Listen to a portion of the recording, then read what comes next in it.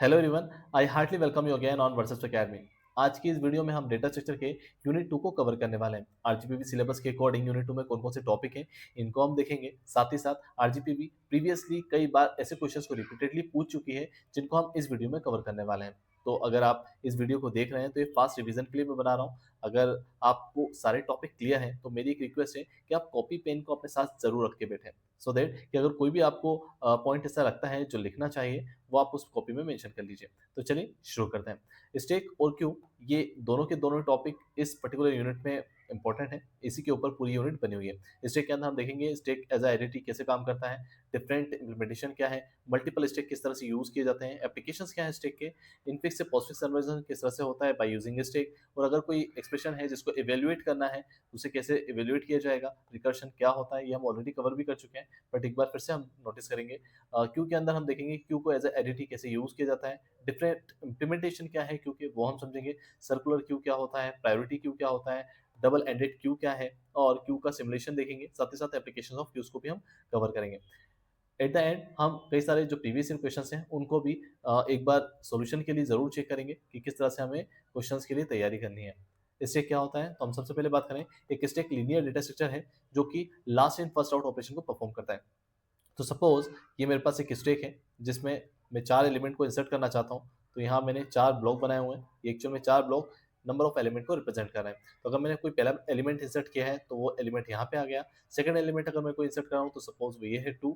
Third element मैंने insert किया हुआ है, सपोज वो 5 है। एंड फोर्थ एलिमेंट सपोज मैं इंसर्ट कर रहा हूँ विच इज 4। तो जो एलिमेंट मैं इंसर्ट कर रहा हूँ वन बाय वन वो मैं देख रहा हूँ कि वो नीचे से ऊपर की ओर शिफ्ट होते जा रहे हैं, राइट। वहीं अगर मैं पॉप करता हूँ या ऑपरेशन यूज करता हूँ कि रिट्राइव करना है मुझे एलिमेंट या डिलीट करना है, तो मुझे क्लियर है कि सबसे पहले मुझे जो एलिमेंट मिल रहा है वो 4 है। तो यही कंसेप्ट है जहाँ पे हम स्टिक की बात करते हैं कि जो एलिमेंट लास्ट में इंसर्ट हुआ है वो सबसे पहले एग्जिट होगा। सो लास्ट में इंसर्ट हुआ एलिमेंट 4 है और यही सबसे पहले एग्जिट हो रहा है, तो हम इसे क्या बोल रहे हैं, फर्स्ट आउट। सो लास्ट में जो इन हुआ वो सबसे पहले आउट हो रहा है। यही चीज बताई गई है लास्ट इन फर्स्ट आउट के केस में। स्टेक के अंदर अगर आप प्लेट्स को रख रहे हैं तो जो लास्ट प्लेट प्लेस की गई है वो सबसे पहले रिमूव होगी। तो हमने जो लास्ट एलिमेंट इंसर्ट किया था वो 4 था और वही सबसे पहले रिमूव हो रहा है। यही चीज को प्लेट के टर्म्स में बताया गया है। स्टेक एज एडिटी किस तरह से रोल प्ले करता है, तो हमें क्लियर है। एडिटी का मतलब होता है एब्स्ट्रैक्ट डेटा टाइप, जिनका मेन रोल होता है डेटा का उससे रिलेटेड ऑपरेशंस के लिए। इंप्लीमेंटेशन का इसमें कोई डिस्कशन नहीं होता है। हम सिर्फ बात करते हैं कौन सा डेटा रखा हुआ है और उसके ऊपर कौन कौन से ऑपरेशन आप परफॉर्म कर सकते हैं। यही चीज़ यहाँ पे बताई गई है। डेटा मतलब कलेक्शन ऑफ एलिमेंट, और ऑपरेशन में सबसे पहले हम बात करते हैं पुश की। तो यहाँ पे अभी हमने 4 एलिमेंट को पुश किया था। सबसे पहले 3 को पुश किया था, 2 को, 5 को, एंड लास्ट में हमने 4 को पुश किया था। सो यहाँ पे एक्स रिप्रेजेंट कर रहा है कौन सा एलिमेंट आप पुश करना चाहते हैं। सेकंड, पॉप ऑपरेशन, जो कि टॉप एलिमेंट को रिमूव करता है। तो सबसे पहले हमने 3 इंसर्ट किया था, 2, 5 एंड 4। तो लास्ट में जो इंसर्ट हुआ था 4, उसे हमने सबसे पहले पॉप किया हुआ है। सो पुश यहाँ पे हमने किया हुआ है और यहाँ पे हम पॉप की बात कर रहे हैं। तो पॉप के समय में ये बताना नहीं होता है कौन सा एलिमेंट हम पॉप करना चाहते हैं, क्योंकि जो भी लास्ट एलिमेंट इंसर्ट हुआ था वही पॉप किया जाता है। ये हमें क्लियर हो गया। पीक या टॉप, ये फंक्शन का यूज किया जाता है जो लास्ट एलिमेंट आपने इंसर्ट किया या जो टॉप एलिमेंट है उसको व्यू करने के लिए या एक्सेस करने के लिए। यहाँ पे एलिमेंट को हम डिलीट नहीं करते हैं, जबकि पॉप ऑपरेशन में हम रिमूव करते हैं एलिमेंट को। तो यहाँ पे हम सिर्फ व्यू कर रहे हैं टॉप एलिमेंट को, जबकि यहाँ पे हमने व्यू तो किया ही है, साथ ही साथ हम टॉप एलिमेंट को डिलीट भी कर रहे होते हैं। इसके बाद ये हुआ एम्प्टी, क्या हमारा स्टैक एम्प्टी है। इस एम्प्टी को हम चेक करते हैं और बाय यूजिंग इस एम्प्टी। और फिफ्थ हम बात करें इस फुल, जो कि रिप्रेजेंट करता है कि हमारा स्टैक फुल है या नहीं है। ये दोनों ही ऑपरेशन या दोनों ही फंक्शन जो है काफी ज्यादा इंपॉर्टेंट होते हैं अंडरफ्लो और ओवरफ्लो की कंडीशन के लिए। अंडरफ्लो क्या होता है, सपोज मेरे पास एक एलिमेंट स्टेक है और इस स्टेक के अंदर कोई भी एलिमेंट एग्जिस्ट नहीं कर रहा है, यानी ये मेरा स्टेक जो है वो खाली है। अगर कोई एलिमेंट नहीं है मेरे पास स्टेक में और मैं यहाँ से कोई एलिमेंट को पॉप करना चाहता हूँ, तो पॉप कर ही नहीं सकते क्योंकि एलिमेंट एग्जिस्ट ही नहीं करता है। इस केस में हम ये चेक करेंगे क्या मेरा जो स्टेक है वो एम्प्टी है, इज एम्प्टी। ये चेक करेगा कि एम्प्टी है। अगर एम्प्टी है तो हम कहेंगे यहाँ पे हम पुश सॉरी पॉप नहीं कर सकते। तो यहाँ पे हमने कह दिया कि ये हमारा क्या है, अंडरफ्लो कंडीशन। कोई एलिमेंट एग्जिस्ट नहीं कर रहा है जिसको आप पॉप कर सकें, इसलिए हम इसे क्या बोल रहे हैं, अंडरफ्लो कंडीशन। वहीं इस फुल हमें हेल्प करता है ओवरफ्लो की कंडीशन चेक करने के लिए। अगर मेरा स्टेक भरा हुआ है, सपोज यहाँ मैंने सारे एलिमेंट को फिल कर दिया है और अब मैं यहाँ पुश करना चाहता हूँ एलिमेंट को, तो मैं पुश नहीं कर सकता क्योंकि मेरे पास स्पेस अवेलेबल नहीं है। तो हम यहाँ कह रहे हैं अगर मेरा स्टैक फुल है तो हम एलिमेंट इंसर्ट नहीं कर सकते या पुश नहीं कर सकते, तो ये हमें ओवरफ्लो की ओर इंडिकेट कर रहा है। सो ये हमारा ओवरफ्लो रहेगा और ये हमारा अंडरफ्लो रहेगा। सो आई होप कि आपको ये क्लियर हुआ कि ओवरफ्लो और अंडरफ्लो क्या होते हैं। डायरेक्टली कभी-कभी क्वेश्चन बन जाते हैं कि ओवरफ्लो और अंडरफ्लो कैसे चेक किए जाते हैं, इसका एक बेसिक आइडिया मैंने यहाँ पे आपको दे दिया है। डिटेल में अभी हम आगे से कंटिन्यू कर लेंगे।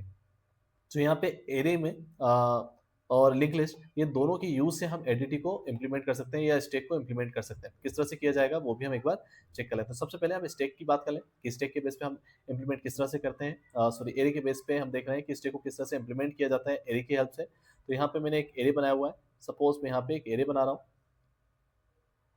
और इसमें हमने 5 एलिमेंट्स की बात की हुई है। तो यहाँ पे ये मैंने 5 एलिमेंट्स यहाँ पे स्टोर किए हुए हैं। हमें पता है कि एरे है जिसकी स्टार्टिंग इंडेक्स 0 से होती है, तो यहाँ पे मैंने लास्ट एलिमेंट तक के इंडेक्स 0 से लेके 4 तक पुश कर दिए। इसके बाद टॉप एक वेरिएबल है जिसकी वैल्यू को हमने -1 से सेट किया हुआ है। हमें क्लियर है कि स्टार्टिंग इंडेक्स 0 है, इससे पहले जो इंडेक्स है वो -1 है, जिसको रिप्रेजेंट करने के लिए हमने किसकी बात करी है, टॉप एक वेरिएबल की हमने बात की हुई है। स्टैक का नाम या एरे का नाम हमने क्या रखा है, स्टैक रखा हुआ है। और जो मैक्स वैल्यू है, मैक्स जिसको हमने क्या रखा हुआ है, सेट किया हुआ है 5 से। सो यहाँ पे हम पुश ऑपरेशन के समय चेक करते हैं क्या मेरा टॉप की वैल्यू जो है वो मैक्स -1 है। मैक्स -1 जो कि रिप्रेजेंट कर रहा है 4 को। मैक्स की वैल्यू 5 है, तो 5 - 1 विच इज 4, यानी लास्ट इंडेक्स। तो हम ये कह रहे हैं कि अगर टॉप की वैल्यू 4 के इक्वल है, टॉप की वैल्यू अभी -1 है, लेकिन अगर टॉप की वैल्यू 4 के इक्वल हो जाती है, इसका मतलब मेरे ये सारे एलिमेंट ऑलरेडी स्टोर हो चुके हैं या इंडेक्स में मेरे एलिमेंट ऑलरेडी स्टोर हो चुके हैं, तभी ये जो इंडेक्स है टॉप के थ्रू पॉइंट की जा रही होगी। तो अगर ऐसा है तो हम कहेंगे कि हम एलिमेंट इंसर्ट नहीं कर सकते, ये ओवरफ्लो की कंडीशन है। इसी को हम रिप्रेजेंट कर रहे थे बाय यूजिंग इस फुल फंक्शन के थ्रू। तो अगर इस फुल फंक्शन आपको डायरेक्टली यूज करना है तो वो भी आप कर सकते हैं, अदरवाइज आप टॉप की वैल्यू को मैक्स -1 से कंपेयर कर सकते हैं। अगर मैक्स -1 की इक्वल टॉप की वैल्यू होती है, इसका मतलब मेरे पास अब कोई स्पेस अवेलेबल नहीं है एलिमेंट को इंसर्ट करने के लिए। अदरवाइज हमने लिखा हुआ है टॉप की वैल्यू को प्लस प्लस करेंगे और जो भी एलिमेंट है उसको हम स्टैक के टॉप एलिमेंट में इंसर्ट कर देंगे। तो सपोज मेरे पास अभी जो स्टैक है वो एम्प्टी है और टॉप की वैल्यू को हमने -1 सेट किया हुआ है। अब चूंकि मेरा जो टॉप है वो 4 के इक्वल नहीं है, टॉप की वैल्यू -1 है जो कि 4 के इक्वल नहीं है, तो हमने कहा एल्स पार्ट में जाके टॉप की वैल्यू प्लस प्लस करिए। अब टॉप की वैल्यू क्या हो गई, 0, यानी अभी मेरा टॉप वेरिएबल इस पर्टिकुलर 0 इंडेक्स को पॉइंट कर रहा है और जो वैल्यू है वो स्टैक के टॉप पे हमने इंसर्ट किया है। तो स्टैक का 0 इंडेक्स पे सपोज जो वैल्यू दी गई है वो है 1, तो हमने ये 1 को इंसर्ट कर दिया है। लास्ट स्टेटमेंट है, हम वापस से चेक करेंगे क्या टॉप की वैल्यू मैक्स -1 है, तो टॉप की वैल्यू इस समय 0 है, क्या वो 4 के इक्वल है? नहीं। हम एल्स में गए, टॉप प्लस प्लस किया हमने, टॉप की वैल्यू अब किसको पॉइंट कर रही है? 1 को पॉइंट कर रही है और हम जो भी वैल्यू है उसे टॉप के पोजीशन पे पॉइंट कर रहे हैं। तो सपोज यहाँ पे मैंने 3 एक एलिमेंट इंसर्ट किया हुआ है। फिर से हमने चेक किया क्या टॉप इक्वल टू मैक्स -1 है, तो हम यहाँ पे देखें टॉप की वैल्यू है 1 which is not equal to 4, तो हमने यहाँ पे एल्स पार्ट में जाके टॉप की वैल्यू प्लस प्लस की, टॉप की वैल्यू 1 थी, अब टॉप की वैल्यू क्या हो जाएगी 1 से 2। इसके बाद हम टॉप में जो वैल्यू है वो इंसर्ट करेंगे। सपोज मैंने वैल्यू यहाँ पे इंसर्ट कर दी है 4। सिमिलरली नेक्स्ट वैल्यू भी मैं इंसर्ट कर रहा हूँ, सपोज यहाँ पे 2 कर देते हैं और यहाँ पे हमने 6 कर दिया। अब टॉप की वैल्यू क्या रिप्रेजेंट कर रही है, 4 को। तो अब मैं अगर चेक करूँ क्या 4 इक्वल टू 4 है, तो यस कंडीशन ट्रू है, कंडीशन ट्रू है, मतलब अब मैं कोई भी एलिमेंट इंसर्ट नहीं कर सकता हूँ, मेरा स्टैक ऑलरेडी फुल हो चुका है। तो यही चीज़ है जो कि पुश ऑपरेशन के तरह में हमें देखनी होती है और यही रिप्रेजेंटेशन जो है ये एल्गोरिथम का पार्ट कहलाता है, ये भी हमें याद रखना है। तो अगर आपसे डायरेक्टली पूछा जाता है एल्गोरिथम बताइए पुश ऑपरेशन की, तो आप आई थिंक ये बता सकते हैं कि आपको किस तरह से एक्सप्लेन करना होता है। उसके बाद पॉप ऑपरेशन की अगर मैं बात करूँ तो पॉप में हम चेक करते हैं क्या मेरा जो टॉप एलिमेंट है वो -1 को रिप्रेजेंट कर रहा है। तो हम यहाँ पे इसी पर्टिकुलर स्टैक को अगर लें तो यहाँ पे मैंने इन एलिमेंट को इंडेक्स 0 से लेके 4 तक दिया हुआ है। सो 0, 1, 2, 3 एंड 4 और टॉप की वैल्यू को हम रिप्रेजेंट कर रहे हैं -1 से। सो ये मेरा क्या है, टॉप। स्टैक का नाम स्टैक है और मैक्स की वैल्यू को हमें पता है कि वो 5 है, राइट। सो यहाँ पे मैं चेक कर रहा हूँ क्या टॉप इक्वल टू -1 है, क्या टॉप की वैल्यू -1 है। अगर -1 है इसका मतलब अभी मेरे पास एक भी एलिमेंट मैंने इंसर्ट नहीं किया है मेरे स्टैक के अंदर।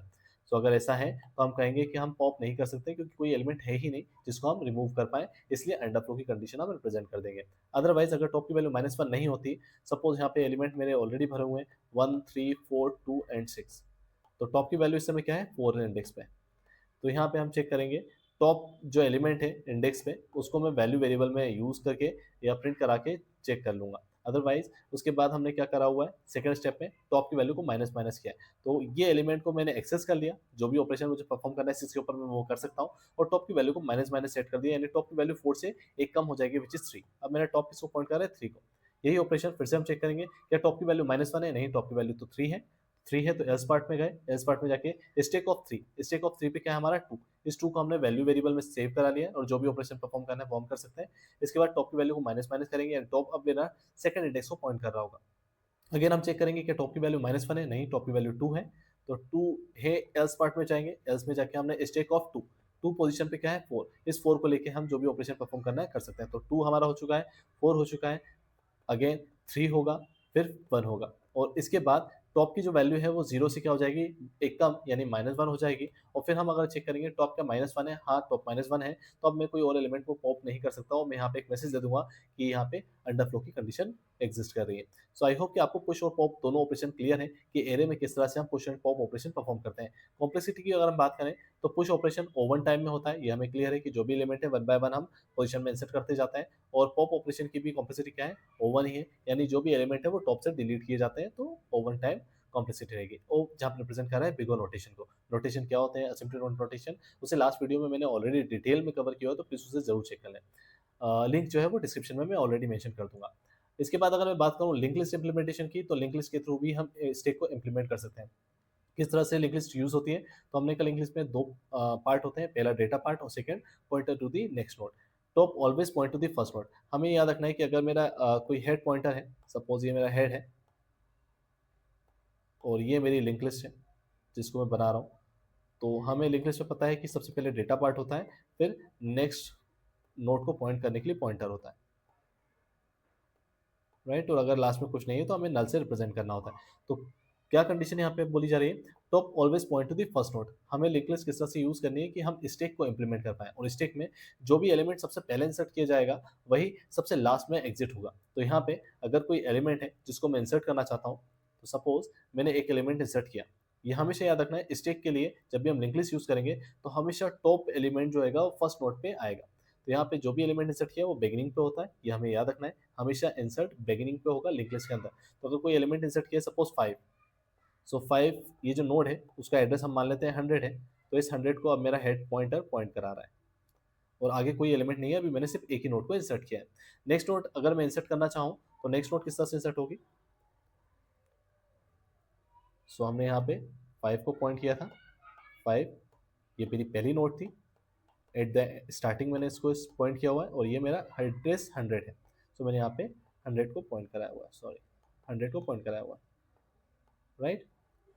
अगर एक और नोड को मुझे इंसर्ट करना है तो मैंने एक और नोड इंसर्ट की, रिमेंबर ये बिगिनिंग पे हो रही है, अगर मैं इसके बाद इंसर्ट करता तो वो एंड होता, लेकिन मैं यहाँ पे बिगिनिंग पॉइंट पे इंसर्ट कर रहा हूँ। तो सपोज का डेटा क्या है 2 और इसको मुझे पॉइंट कराना है किसको, नेक्स्ट नोड को विच इज 100 और इस पर्टिकुलर नोड का एड्रेस हम मान लेते हैं 200। तो इस बार चूंकि बिगिनिंग पे हमने पॉइंट कराया है तो ये जो है वो 200 पॉइंट किया जा रहा है। तो अगर मुझे ये क्लियर है कि इंसर्शन एट द बिगिनिंग होगा तो डिलीशन किस तरह से परफॉर्म होगा, तो हमें क्लियर है कि डिलीशन के लिए हमें ऑपरेशन जो याद रखना है वो है लीफो। स्टेक का ऑपरेशन क्या है, लीफो। तो जो लास्ट में इंसर्ट हुआ है वो सबसे पहले आउट होगा। तो लास्ट में इंसर्ट कौन हुआ है, तो लास्ट में इंसर्ट हमारा ये वाला हुआ है, जो रिसेंटली इंसर्ट हुआ है वो ये। तो सबसे पहले इसी को पॉप किया जाएगा और सबसे लास्ट में कौन सा पॉप होगा, जो सबसे पहले इंसर्ट किया गया। सो इससे हमें क्लियर है कि यहाँ पे हम लिफो ऑपरेशन जो कि स्टेक का ऑपरेशन है उसे हम परफॉर्म कर पा रहे हैं with the help of link list. I hope कि आपको एक बेसिक आइडिया लग गया होगा कि लिंक लिस्ट किस तरह से यूज की जाती है स्टेक इंप्लीमेंटेशन के लिए। सो इंसर्शन हमेशा एट द बिगिनिंग होगा और डिलीशन जो होगा वो फर्स्ट नोड से हम डिलीट करते हैं, सो दैट कि जो लिफो ऑपरेशन है उसे हम सेटिस्फाई कर पाए। एडवांटेज क्या है, यहाँ पे ओवरफ्लो जैसी कोई कंडीशन नहीं होती क्योंकि मेमोरी की रिक्वायरमेंट जैसी होगी वैसी हम यूज करते हैं। डायनेमिक साइज है, अगर नंबर ऑफ एलिमेंट हमें इंसर्ट करना है तो नंबर ऑफ नोड्स को हम क्रिएट कर सकते हैं, हमें क्लियर है। मल्टीपल स्टेक की अगर मैं बात करूँ तो मल्टीपल स्टेक में हमें याद रखना है कि एक ही एरे से मल्टीपल स्टेक बनाया जा सकता है। तो यहाँ पे सपोज ये एक एरे है जिसमें मैंने इसको दो पार्ट्स में डिवाइड किया हुआ है, यहाँ से हम जब राइट की ओर मूव कर रहे हैं तो टॉप की वैल्यू हम बढ़ाते जा रहे हैं और जब हम यहाँ पे इंसर्ट कर रहे हैं तो हमें याद रखना है कि हम यहाँ पे राइट टू लेफ्ट इनपुट कर रहे हैं, तो यहाँ पे हम टॉप की वैल्यू जो है वो राइट से लेफ्ट की ओर इंक्रीज करेंगे। तो यहाँ पे अगर टॉप की वैल्यू हम इंक्रीज कर रहे हैं और यहाँ पे लेफ्ट टू राइट अगर हम इंक्रीज कर रहे हैं तो एक पॉइंट ऐसा होगा जहाँ पे ये जो टॉप 1 और मैं टॉप 2 नाम दे रहा हूँ, तो टॉप 1 प्लस 1 जो है, टॉप 1 प्लस 1 वो इक्वल हो जाएगा किसके, टॉप 2 के। अगर ऐसा होता है तो हमें क्लियर है कि हमारा जो स्टेक है वो कम्प्लीटली फिल हो चुका है। ये जो दो स्टेक हैं जो एक सिंगल एरे में है वो कम्प्लीटली फिल हो गया है। तो सपोज यहाँ पे हमने दिया है 1 इंडेक्स 0 से ले लेते हैं, इंडेक्स 0 1 2 3 4 5 6 7, टोटल 8 एलिमेंट के लिए अगर ये मेरा एरे है और यहाँ पे हमने कोई एलिमेंट इंसर्ट कर दिए हैं, तो हम यहाँ पे क्लियर है कि अगर यहाँ से यहाँ तक की सपोज यहीं तक मेरा अगर एरे भरा है, तो यहाँ पे टॉप की वैल्यू क्या होगी इस समय 6 होगी। तो टॉप की वैल्यू अगर 6 होती है और टॉप 1 की वैल्यू क्या होगी यहाँ पर 5, तो 5 plus 1 which is equal to 6, और अगर इक्वल टू 6 होता है इसका मतलब अब एक्स्ट्रा स्पेस अवेलेबल नहीं है इस पर्टिकुलर एरे में, यानी दोनों स्टेक जो है वो इस पर्टिकुलर एरे को कंप्लीटली फिल कर चुके हैं। तो उस केस में हम क्या रिप्रेजेंट करते हैं, ओवरफ्लो की कंडीशन को रिप्रेजेंट करते हैं। एफिशिएंट मेमोरी यूजेज होता है जब भी हम इस तरह से यूज करते हैं, क्योंकि हम यहाँ पे एक ही एरे के अंदर 2 स्टेक को इंप्लीमेंट कर पा रहे हैं। एप्लीकेशन क्या है स्टेक की, तो सबसे पहला है कन्वर्जन, काफी ज्यादा इंपॉर्टेंट टॉपिक है और इस पे क्वेश्चन डेफिनेटली हर बार बने हैं, तो ये एक्सप्रेशन आपको आना चाहिए कि किस तरह से कन्वर्ट किया जाता है। इनफिक्स, पोस्टफिक्स और प्रीफिक्स क्या होते हैं, एक आइडिया हम ले लेते हैं। सपोज ये 2 ऑपरेंड है ए और बी और एक ऑपरेटर है प्लस। सो अगर मैं इनफिक्स ऑपरेटर की बात कर रहा हूँ या इनफिक्स ऑर्डर की बात कर रहा हूँ, तो इनफिक्स में हमें क्या याद रखना है, इनफिक्स में हमें याद रखना है कि ऑपरेटर बीच में आता है। तो यहाँ पे ए प्लस बी हम बात करेंगे, तो यहाँ पे हमें क्लियर है कि ऑपरेटर जो है वो बीच में आ रहा है ऑपरेंड्स के, तो ये इनफिक्स नोटेशन है। वहीं अगर मैं प्रीफिक्स की बात करूँ, तो प्रीफिक्स में हमें याद रखना है कि जो ऑपरेटर है वो पहले आता है, तो प्रीफिक्स में क्या हो जाएगा, ये plus A B, operator operand से पहले आता है। वहीं अगर मैं पोस्ट फिक्स की बात करूं, पोस्ट फिक्स की अगर हम बात करें, तो पोस्ट फिक्स में हमें याद क्या रखना है कि जो ऑपरेटर है वो लास्ट में आता है। सो पहले ऑपरेंड आएंगे एंड लास्ट में क्या आएगा, ऑपरेटर आएगा। सो एक बेसिक आइडियोलॉजी मैंने दी है कि ऑपरेंड और ऑपरेटर अगर हमारे पास हैं, तो इनफिक्स, प्रीफिक्स और पोस्टफिक्स क्या होते हैं और किस तरह से इनका यूज किया जाता है वो हमें समझ में आना चाहिए। सो ऑपरेटर प्रेसिडेंस का सबसे ज़्यादा रोल है जब भी आप कन्वर्जन की बात करेंगे, क्योंकि हमें पहले पता होना चाहिए कि किस ऑपरेटर को पहले इवेल्युएट करना है। तो हाईएस्ट प्रेसिडेंस जिसकी भी होती है उसको सबसे पहले सॉल्व किया जाएगा, लोएस्ट प्रेसिडेंस को उसके बाद। तो यहाँ पे पावर हमें याद रखना है कि पावर जो होता है वो हाईएस्ट प्रेसिडेंस होता है। कभी कभी इस पावर को यहाँ पे एक्सपोनेंशियल साइन से रिप्रेजेंट करेंगे या फिर डॉलर साइन भी आ सकता है, तो हमें क्लियर होना चाहिए कि डॉलर या पावर या फिर इस तरह से पावर का साइन है, तो ये हाईएस्ट प्रेसिडेंस को रिप्रेजेंट कर रहा है। इनटू और डिवाइड, बॉडमास रूल के अकॉर्डिंग हमें पता है दोनों के प्रेसिडेंस सेम है, लेकिन ये प्लस और माइनस से ज्यादा प्रेसिडेंस रखते हैं, और प्लस माइनस दोनों की सेम प्रेसिडेंस है और ये लोएस्ट प्रेसिडेंस में आता है। इसके अलावा ब्रैकेट अगर आता है तो ब्रैकेट की प्रेसिडेंस भी हाई होती है, ये भी हमें पता होना चाहिए। तो एल्गोरिथम नोटिस करें, एल्गोरिथम क्या कहती है, अगर कोई ऑपरेंड आता है तो ऑपरेंड को हम सीधे आउटपुट में रखेंगे। ऑपरेंड अगर आता है, जैसे कि यहाँ पे ए बी दो मेरे ऑपरेंड थे, अगर ऑपरेंड आता है किसी एक्सप्रेशन में तो सबसे पहले हम इसे एज इट इज आउटपुट में पुश कर देंगे। सेकंड, अगर ब्रैकेट आता है तो इसे स्टैक के अंदर पुश किया जाएगा। क्लोजिंग ब्रैकेट आता है तो इसे यूज करते समय हमें कब तक पॉप करना है स्टैक के एलिमेंट्स को, जब तक कि मेरे को ओपनिंग पैरेंथेसिस ना मिल जाए। सो दैट कि ये जो क्लोजिंग पैरेंथेसिस है उसको ओपनिंग पैरेंथेसिस अगर मिल जाता है तो ये एक्सप्रेशन कंप्लीट हो जाएगा। तो हमें याद रखना है कि ओपनिंग वाले को एज इट इज रखना है हमें स्टैक के अंदर, लेकिन जैसे ही क्लोजिंग आता है तो हमें कब तक पॉप करना है स्टैक के एलिमेंट्स को, जब तक कि ओपनिंग पैरेंथेसिस ना मिल जाए या ये जो क्लोजिंग पैरेंथेसिस वाला है ये अपना कंप्लीटली कवरिंग ना कर ले।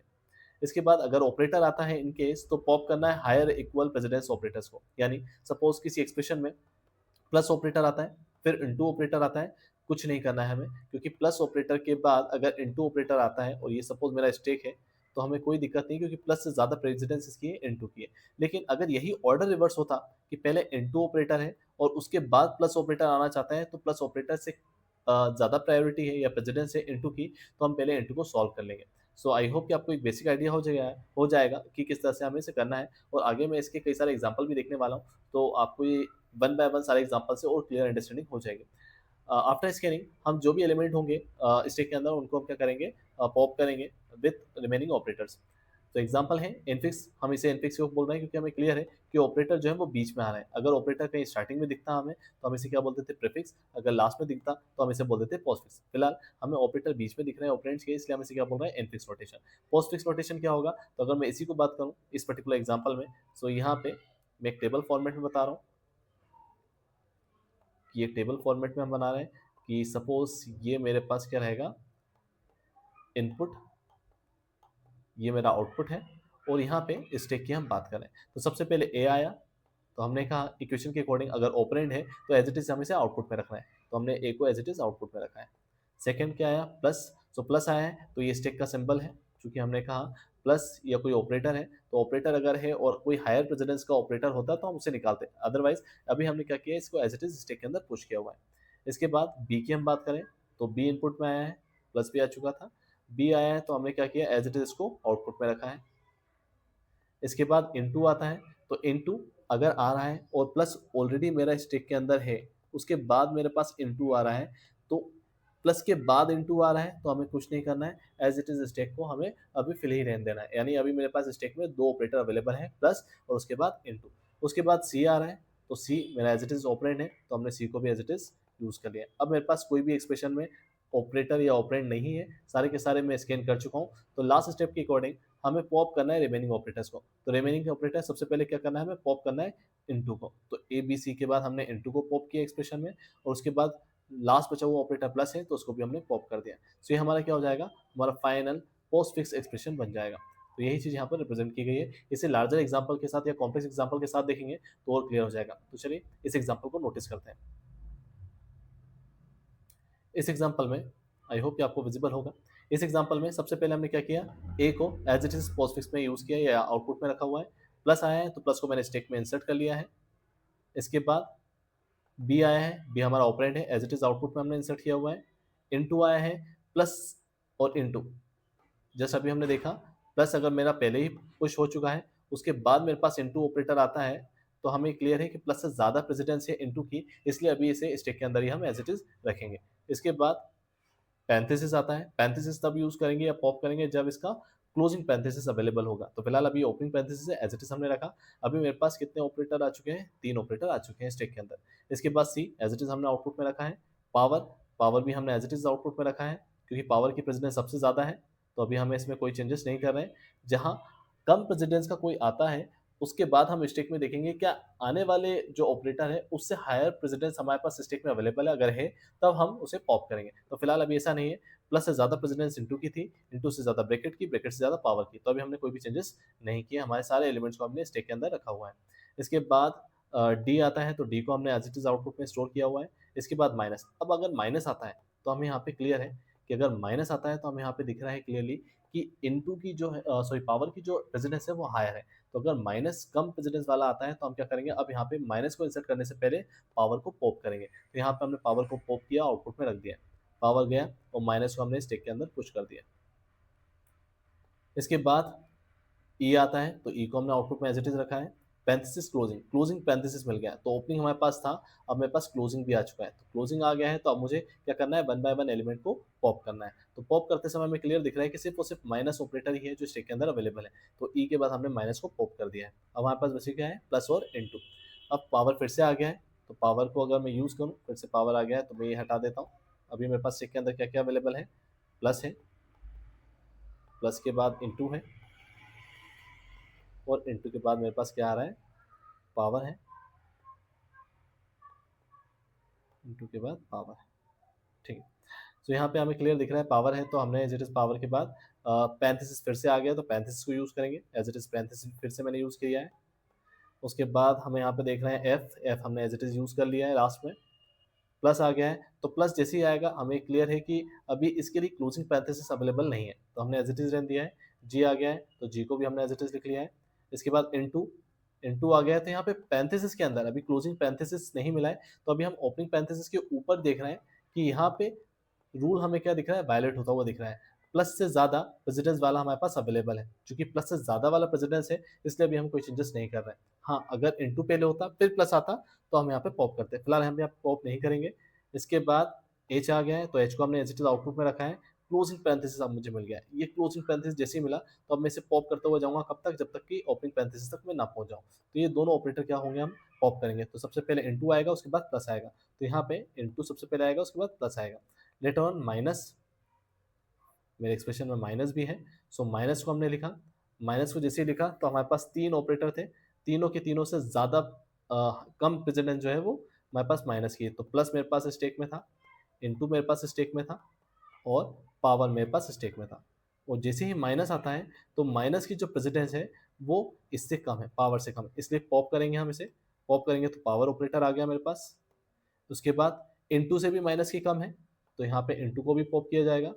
और माइनस जब आएगा तो प्लस और माइनस दोनों की इक्वल प्रेसिडेंस है, तो हमें ये रूल के अकॉर्डिंग पता है कि अगर इक्वल प्रेसिडेंस भी होती है तो भी हम यहाँ पे एलिमेंट को पॉप करते हैं। तो यहाँ पे हमें क्लियर है, इक्वल प्रेसिडेंस भी होती है तो भी हम यहाँ पे क्या करते हैं, पॉप करते हैं। तो यहाँ पे हम प्लस को पॉप करेंगे। प्लस को पॉप करने के बाद अब मेरे पास स्टैक के अंदर क्या अवेलेबल है, सिर्फ और सिर्फ minus available. Later on I को मैंने इंसर्ट किया। आई को इंसर्ट करने के बाद मेरे पास सारे एलिमेंट जो है वो हम ऑलरेडी प्रोसेस कर चुके हैं। सारे एलिमेंट हमारे प्रोसेस हो चुके हैं आई तक। अब मेरे पास कोई भी एक्स्ट्रा ऑपरेटर या ऑपरेंड नहीं है, तो लास्ट में जो एलिमेंट रिमेनिंग रहेंगे या जो ऑपरेटर रिमेनिंग रहेंगे उसको हम एज इट इज पॉप कर लेंगे। तो माइनस हमारा पॉप लास्ट में हो जाएगा। आई होप कि आपको एक बेसिक आइडिया लग गया होगा और काफी कॉम्प्लेक्स प्रॉब्लम को हमने लिया था यहाँ पे, सो दैट कि हमें सारे के सारे जो टर्मिनोलॉजीज हैं इसके वो क्लियर हो जाए। किस तरह से एवेल्युएट करते हैं ये भी हम देख लेते हैं कि स्कैन करते हैं लेफ्ट टू राइट। उसके बाद अगर कोई ऑपरेंड है तो उसे पुश करेंगे, ऑपरेटर है तो उसे पॉप करेंगे विथ टू ऑपरेंड। यानी अगर मेरे पास 2 है, 3 है, फिर प्लस आ रहा है, तो हमने यहाँ पे क्या किया, 2 को इंसर्ट किया है, फिर 3 को इंसर्ट किया है, और जैसे ही प्लस ऑपरेटर आया तो इस प्लस ऑपरेटर ने क्या किया, इन दोनों वैल्यू पे वर्क किया, यानी इनका एडिशन किया और वापस से जो रिजल्ट है उसको पुश कर दिया। तो इस तरह से यहाँ पे थर्ड स्टेप की बात कर रहे हैं। इसके बाद अप्लाई कर दिया हमने ऑलरेडी फोर्थ में भी, यानी एडिशन कर दिया है। पुश कर रहे हैं रिजल्ट को भी हमने पुश कर दिया, ये भी हमें क्लियर है। और उसके बाद जो फाइनल रिजल्ट है वो टॉप एलिमेंट में हमारे पास होता है। तो अभी फिलहाल मेरे पास टॉप में एक ही एलिमेंट है, तो वो हमारा फाइनल रिजल्ट है। एग्जाम्पल को अगर हम नोटिस करें तो यहाँ पे एक पोस्टफिक्स एक्सप्रेशन दिया हुआ है 2 3 इंटू 4 एंड प्लस। तो वन बाय वन हम चेक करें। सबसे पहले 2 को हमने पुश किया, चूंकि लेफ्ट टू राइट स्कैनिंग हो रही है। 2 को पुश किया, 3 को पुश किया, उसके बाद इनटू। जैसे इनटू आया तो उसने क्या किया, इन दोनों ऑपरेंड पे रिजल्ट परफॉर्म किया विच इज 6, और फिर उसे पुश कर दिया। उसके बाद 4 आया, 4 के बाद प्लस आया, तो जैसे ही प्लस आएगा वो दोनों ऑपरेंड पे वर्क करेगा और जो रिजल्ट है वो पुश हो जाएगा विच इज 10। सो ये फाइनल रिजल्ट जो है वो 10 आ जाएगा। तो आई होप कि एक बेसिक आइडिया आपको लग गया होगा कि किस तरह से जो इवेल्युएशन है वो किया जाता है किसी एक्सप्रेशन के लिए पोस्टफिक्स एक्सप्रेशन में। एक कॉम्प्लेक्स प्रोग्राम और देख लेते हैं कि किस तरह से इवेल्युएशन होता है। कॉम्प्लेक्स इसलिए ले रहे हैं सो दैट कि हमें सारी अंडरस्टैंडिंग क्लियर हो। तो वन बाय वन मैंने यहाँ पे सोल्यूशन भी दिया हुआ है, तो इस सोल्यूशन को भी हम चेक कर लेते हैं। एल्गोरिथम भी पूछी जाती है तो एल्गोरिथम के लिए भी रेडी रहें। सबसे पहले हमने क्या किया होता है, एक एम्प्टी स्टैक को लिया होता है। उसके बाद हम स्कैन करते हैं लेफ्ट टू राइट जो भी हमें एक्सप्रेशन दिया हुआ है।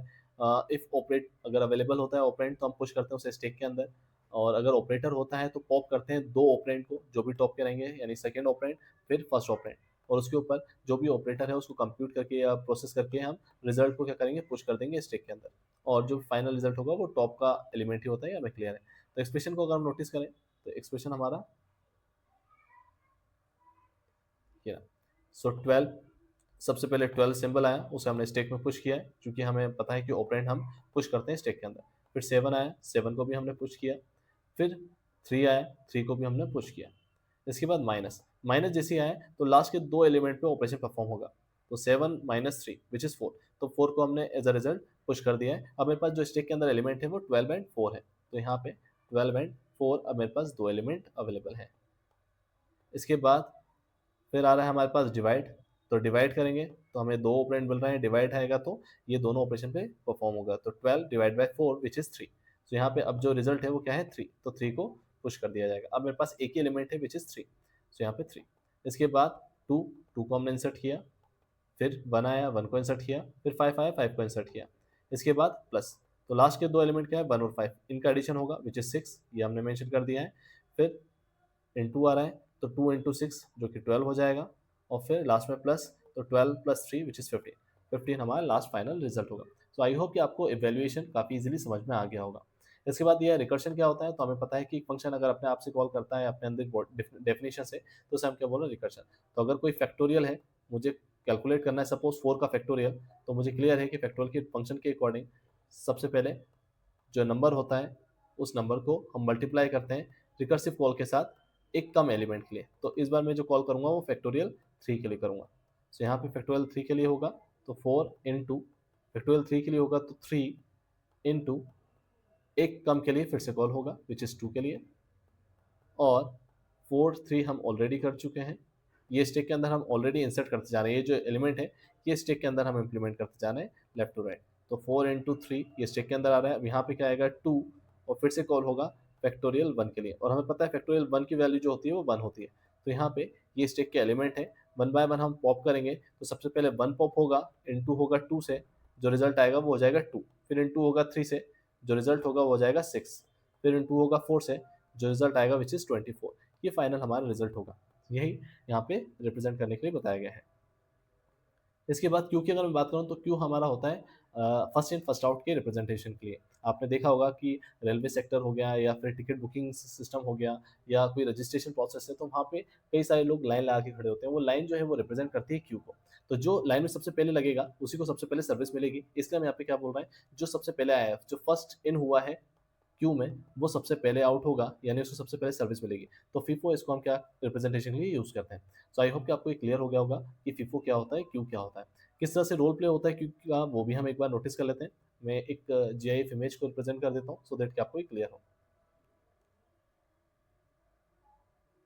यहाँ पे सबसे पहले फ्रंट और रियर दोनों की वैल्यू -1 होती है। जैसे एलिमेंट इंसर्ट होता है फर्स्ट, फ्रंट और रियर दोनों की वैल्यू को 0 से सेट किया जाता है। नेक्स्ट टाइम जब भी एलिमेंट इंसर्ट होगा, रियर की वैल्यू को बढ़ाया जाता है। लेकिन डिलीशन के केस में फ्रंट की वैल्यू को बढ़ाया जाता है।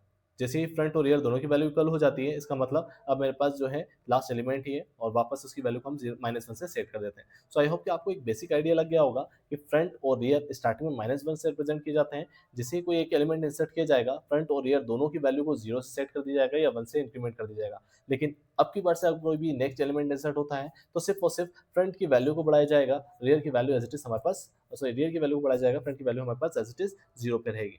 सो यहाँ से डिलीशन होगा और यहाँ से इंसर्शन। सो आई होप कि आपको ये चीज़ क्लियर है कि किस तरह से फ्रंट और रियर वर्क करता है। लेटर ऑन वापस से हम इस टॉपिक पे आए कि यहाँ पे क्यू को एज एडिटी हम क्यों यूज़ करते हैं। तो क्यू के अंदर भी एलिमेंट्स हैं, वो डेटा को रिप्रेजेंट कर रहे हैं। वहीं जो ऑपरेशन है या प्रोसेसिंग है, फंक्शंस हैं, वो कहीं न कहीं बताते हैं कि कौन-कौन से ऑपरेशन हम परफॉर्म करने वाले हैं। तो इन क्यू रिप्रेजेंट करता है इंसर्शन इनटू क्यू। जो भी एलिमेंट है आप इसे इंसर्ट करना चाहते हैं, रियर एंड से हमेशा इंसर्शन होता है, ये हमें याद रखना है। डिलीशन जो होता है वो फ्रंट एंड से होता है, ये भी हमें याद रखना है। फ्रंट और रेयर ये 2 फंक्शन रिप्रेजेंट करते हैं। फ्रंट मतलब पहला एलिमेंट क्या है और रेयर जो लास्ट एलिमेंट वो क्या है। तो ये रिप्रेजेंटेशन के लिए हमें याद रखना है। इज एम्प्टी और इज फुल सेम, यहाँ पर भी अंडरफ्लो और ओवरफ्लो को रिप्रेजेंट करने के लिए हम यूज कर सकते हैं। इंप्लीमेंटेशन देखें तो क्यू को सबसे पहले हम एरे के थ्रू इंप्लीमेंट करें तो फ्रंट और रियर जैसे कि मैंने इमेज में दिखाया, दोनों की वैल्यू स्टार्टिंग में क्या होती है, -1 होती है। इसके बाद हम यहाँ पे रेयर की वैल्यू को चेक करते हैं, क्या रेयर की वैल्यू मैक्स -1 है। तो यहाँ पे एक मैं क्यू बना लेता हूँ अंडरस्टैंडिंग के लिए, और यहाँ पे हम सिर्फ 3 ही एलिमेंट ले रहे हैं। सो यहाँ पे ये मेरा हो गया मैक्स की वैल्यू 3, इंडेक्स वैल्यू हमें पता है 0 1 2, और ये मेरा फ्रंट एंड है और स्टार्टिंग में यही मेरा रेयर एंड भी है ना। जनरली दोनों की वैल्यू को सबसे पहले -1 से सेट किया जाता है। तो यहाँ पे कोई -1 है जिस पे अभी हम मान के चल रहे हैं फ्रंट और रेयर दोनों पॉइंट कर रहे हैं। तो अगर रेयर की वैल्यू मैक्स -1 है तो हम ओवरफ्लो बोल रहे हैं। तो फिलहाल अभी ऐसा नहीं है, -1 को पॉइंट कर रहे हैं, यानी अभी मेरा स्टेक जो है वो, सॉरी, जो एरे है वो एम्प्टी है। सो हमने यहाँ पे एल्स पार्ट में जाके रेयर प्लस प्लस किया है। तो रेयर प्लस प्लस अगर फर्स्ट एलिमेंट है तो याद रखिएगा रेयर के साथ साथ क्या होता है, फ्रंट भी प्लस प्लस होता है। तो यहाँ पे अब रेयर और फ्रंट दोनों ही 0 को पॉइंट कर रहे हैं, और यहाँ पे सपोज मैंने एलिमेंट रख दिया 5। इसके बाद फिर से हम चेक करेंगे क्या रेयर की वैल्यू मैक्स -1 है, नहीं, रेयर की वैल्यू 0 है, मैक्स -1 नहीं है, यानी 2 नहीं है।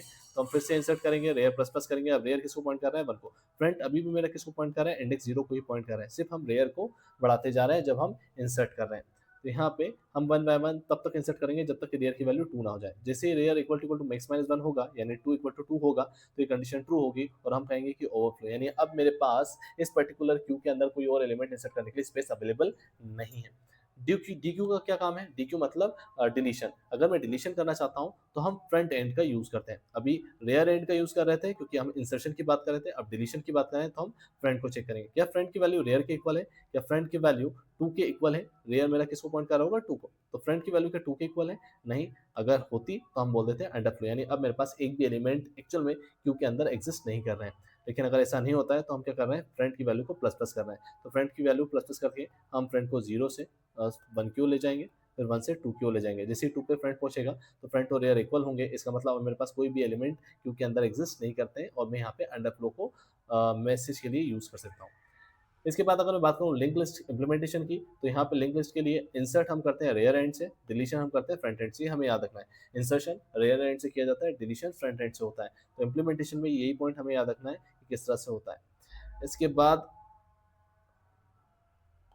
सर्कुलर क्यू की अगर मैं बात करूँ तो सर्कुलर क्यू हमें पता है कि अगर कोई क्यू है, सपोज ये मेरी क्यू है जिसको हम रिप्रेजेंट कर रहे हैं,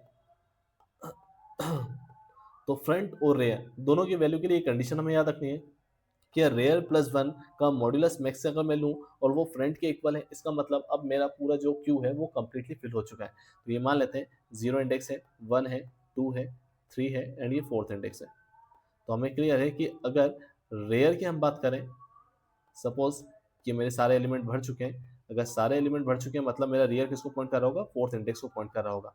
और अगर मैं पॉप करना चाहता हूँ तो फ्रंट पहले यहाँ पे था, फिर फ्रंट पॉप करते करते यहाँ से 2 पे पहुंचेगा, फिर 3 पे एंड लास्ट में 4 पे पहुंच जाएगा। यानी अब ये सारे एलिमेंट क्या हो चुके हैं, डिलीट हो चुके हैं, हट चुके हैं, क्योंकि फ्रंट और रेयर इक्वल आ रहे हैं। तो यहाँ पे मैं कह रहा हूँ rear plus one, rear plus one, rear 3 plus one which is 4, max 4, max 4 क्या हो जाएगा, 0 which is equal to front. अगर ऐसा होता है तो हम कह रहे हैं कि भाई अब मेरे पास कोई भी एलिमेंट एग्जिस्ट नहीं कर रहा है।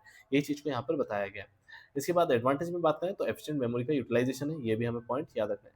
Double ended queue, double ended queue में मैंने एक इमेज दिया हुआ है, डिलीशन और इंसर्शन दोनों ही एंड से किया जाता है। यानी फ्रंट एंड से जहाँ पे हम बात कर रहे थे कि सिर्फ डिलीशन होता है, तो यहाँ पे ऐसा नहीं है, फ्रंट एंड से भी आप इंसर्शन कर सकते हैं। सिमिलरली रेयर एंड से हम बात कर रहे थे इंसर्शन की, तो यहाँ रेयर एंड से आप डिलीशन भी कर सकते हैं। यही चीज यहाँ पे रिप्रेजेंट की गई है।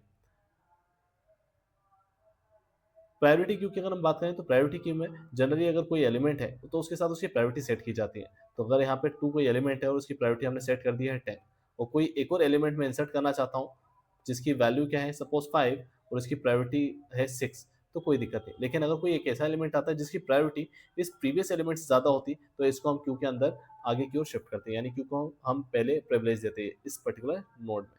रीज़न ये है कि इसकी प्रेसिडेंस या प्रायोरिटी ज़्यादा है, इसलिए जो भी प्रायोरिटी होगी ज़्यादा वाला उसको सबसे पहले सर्विस दी जाएगी।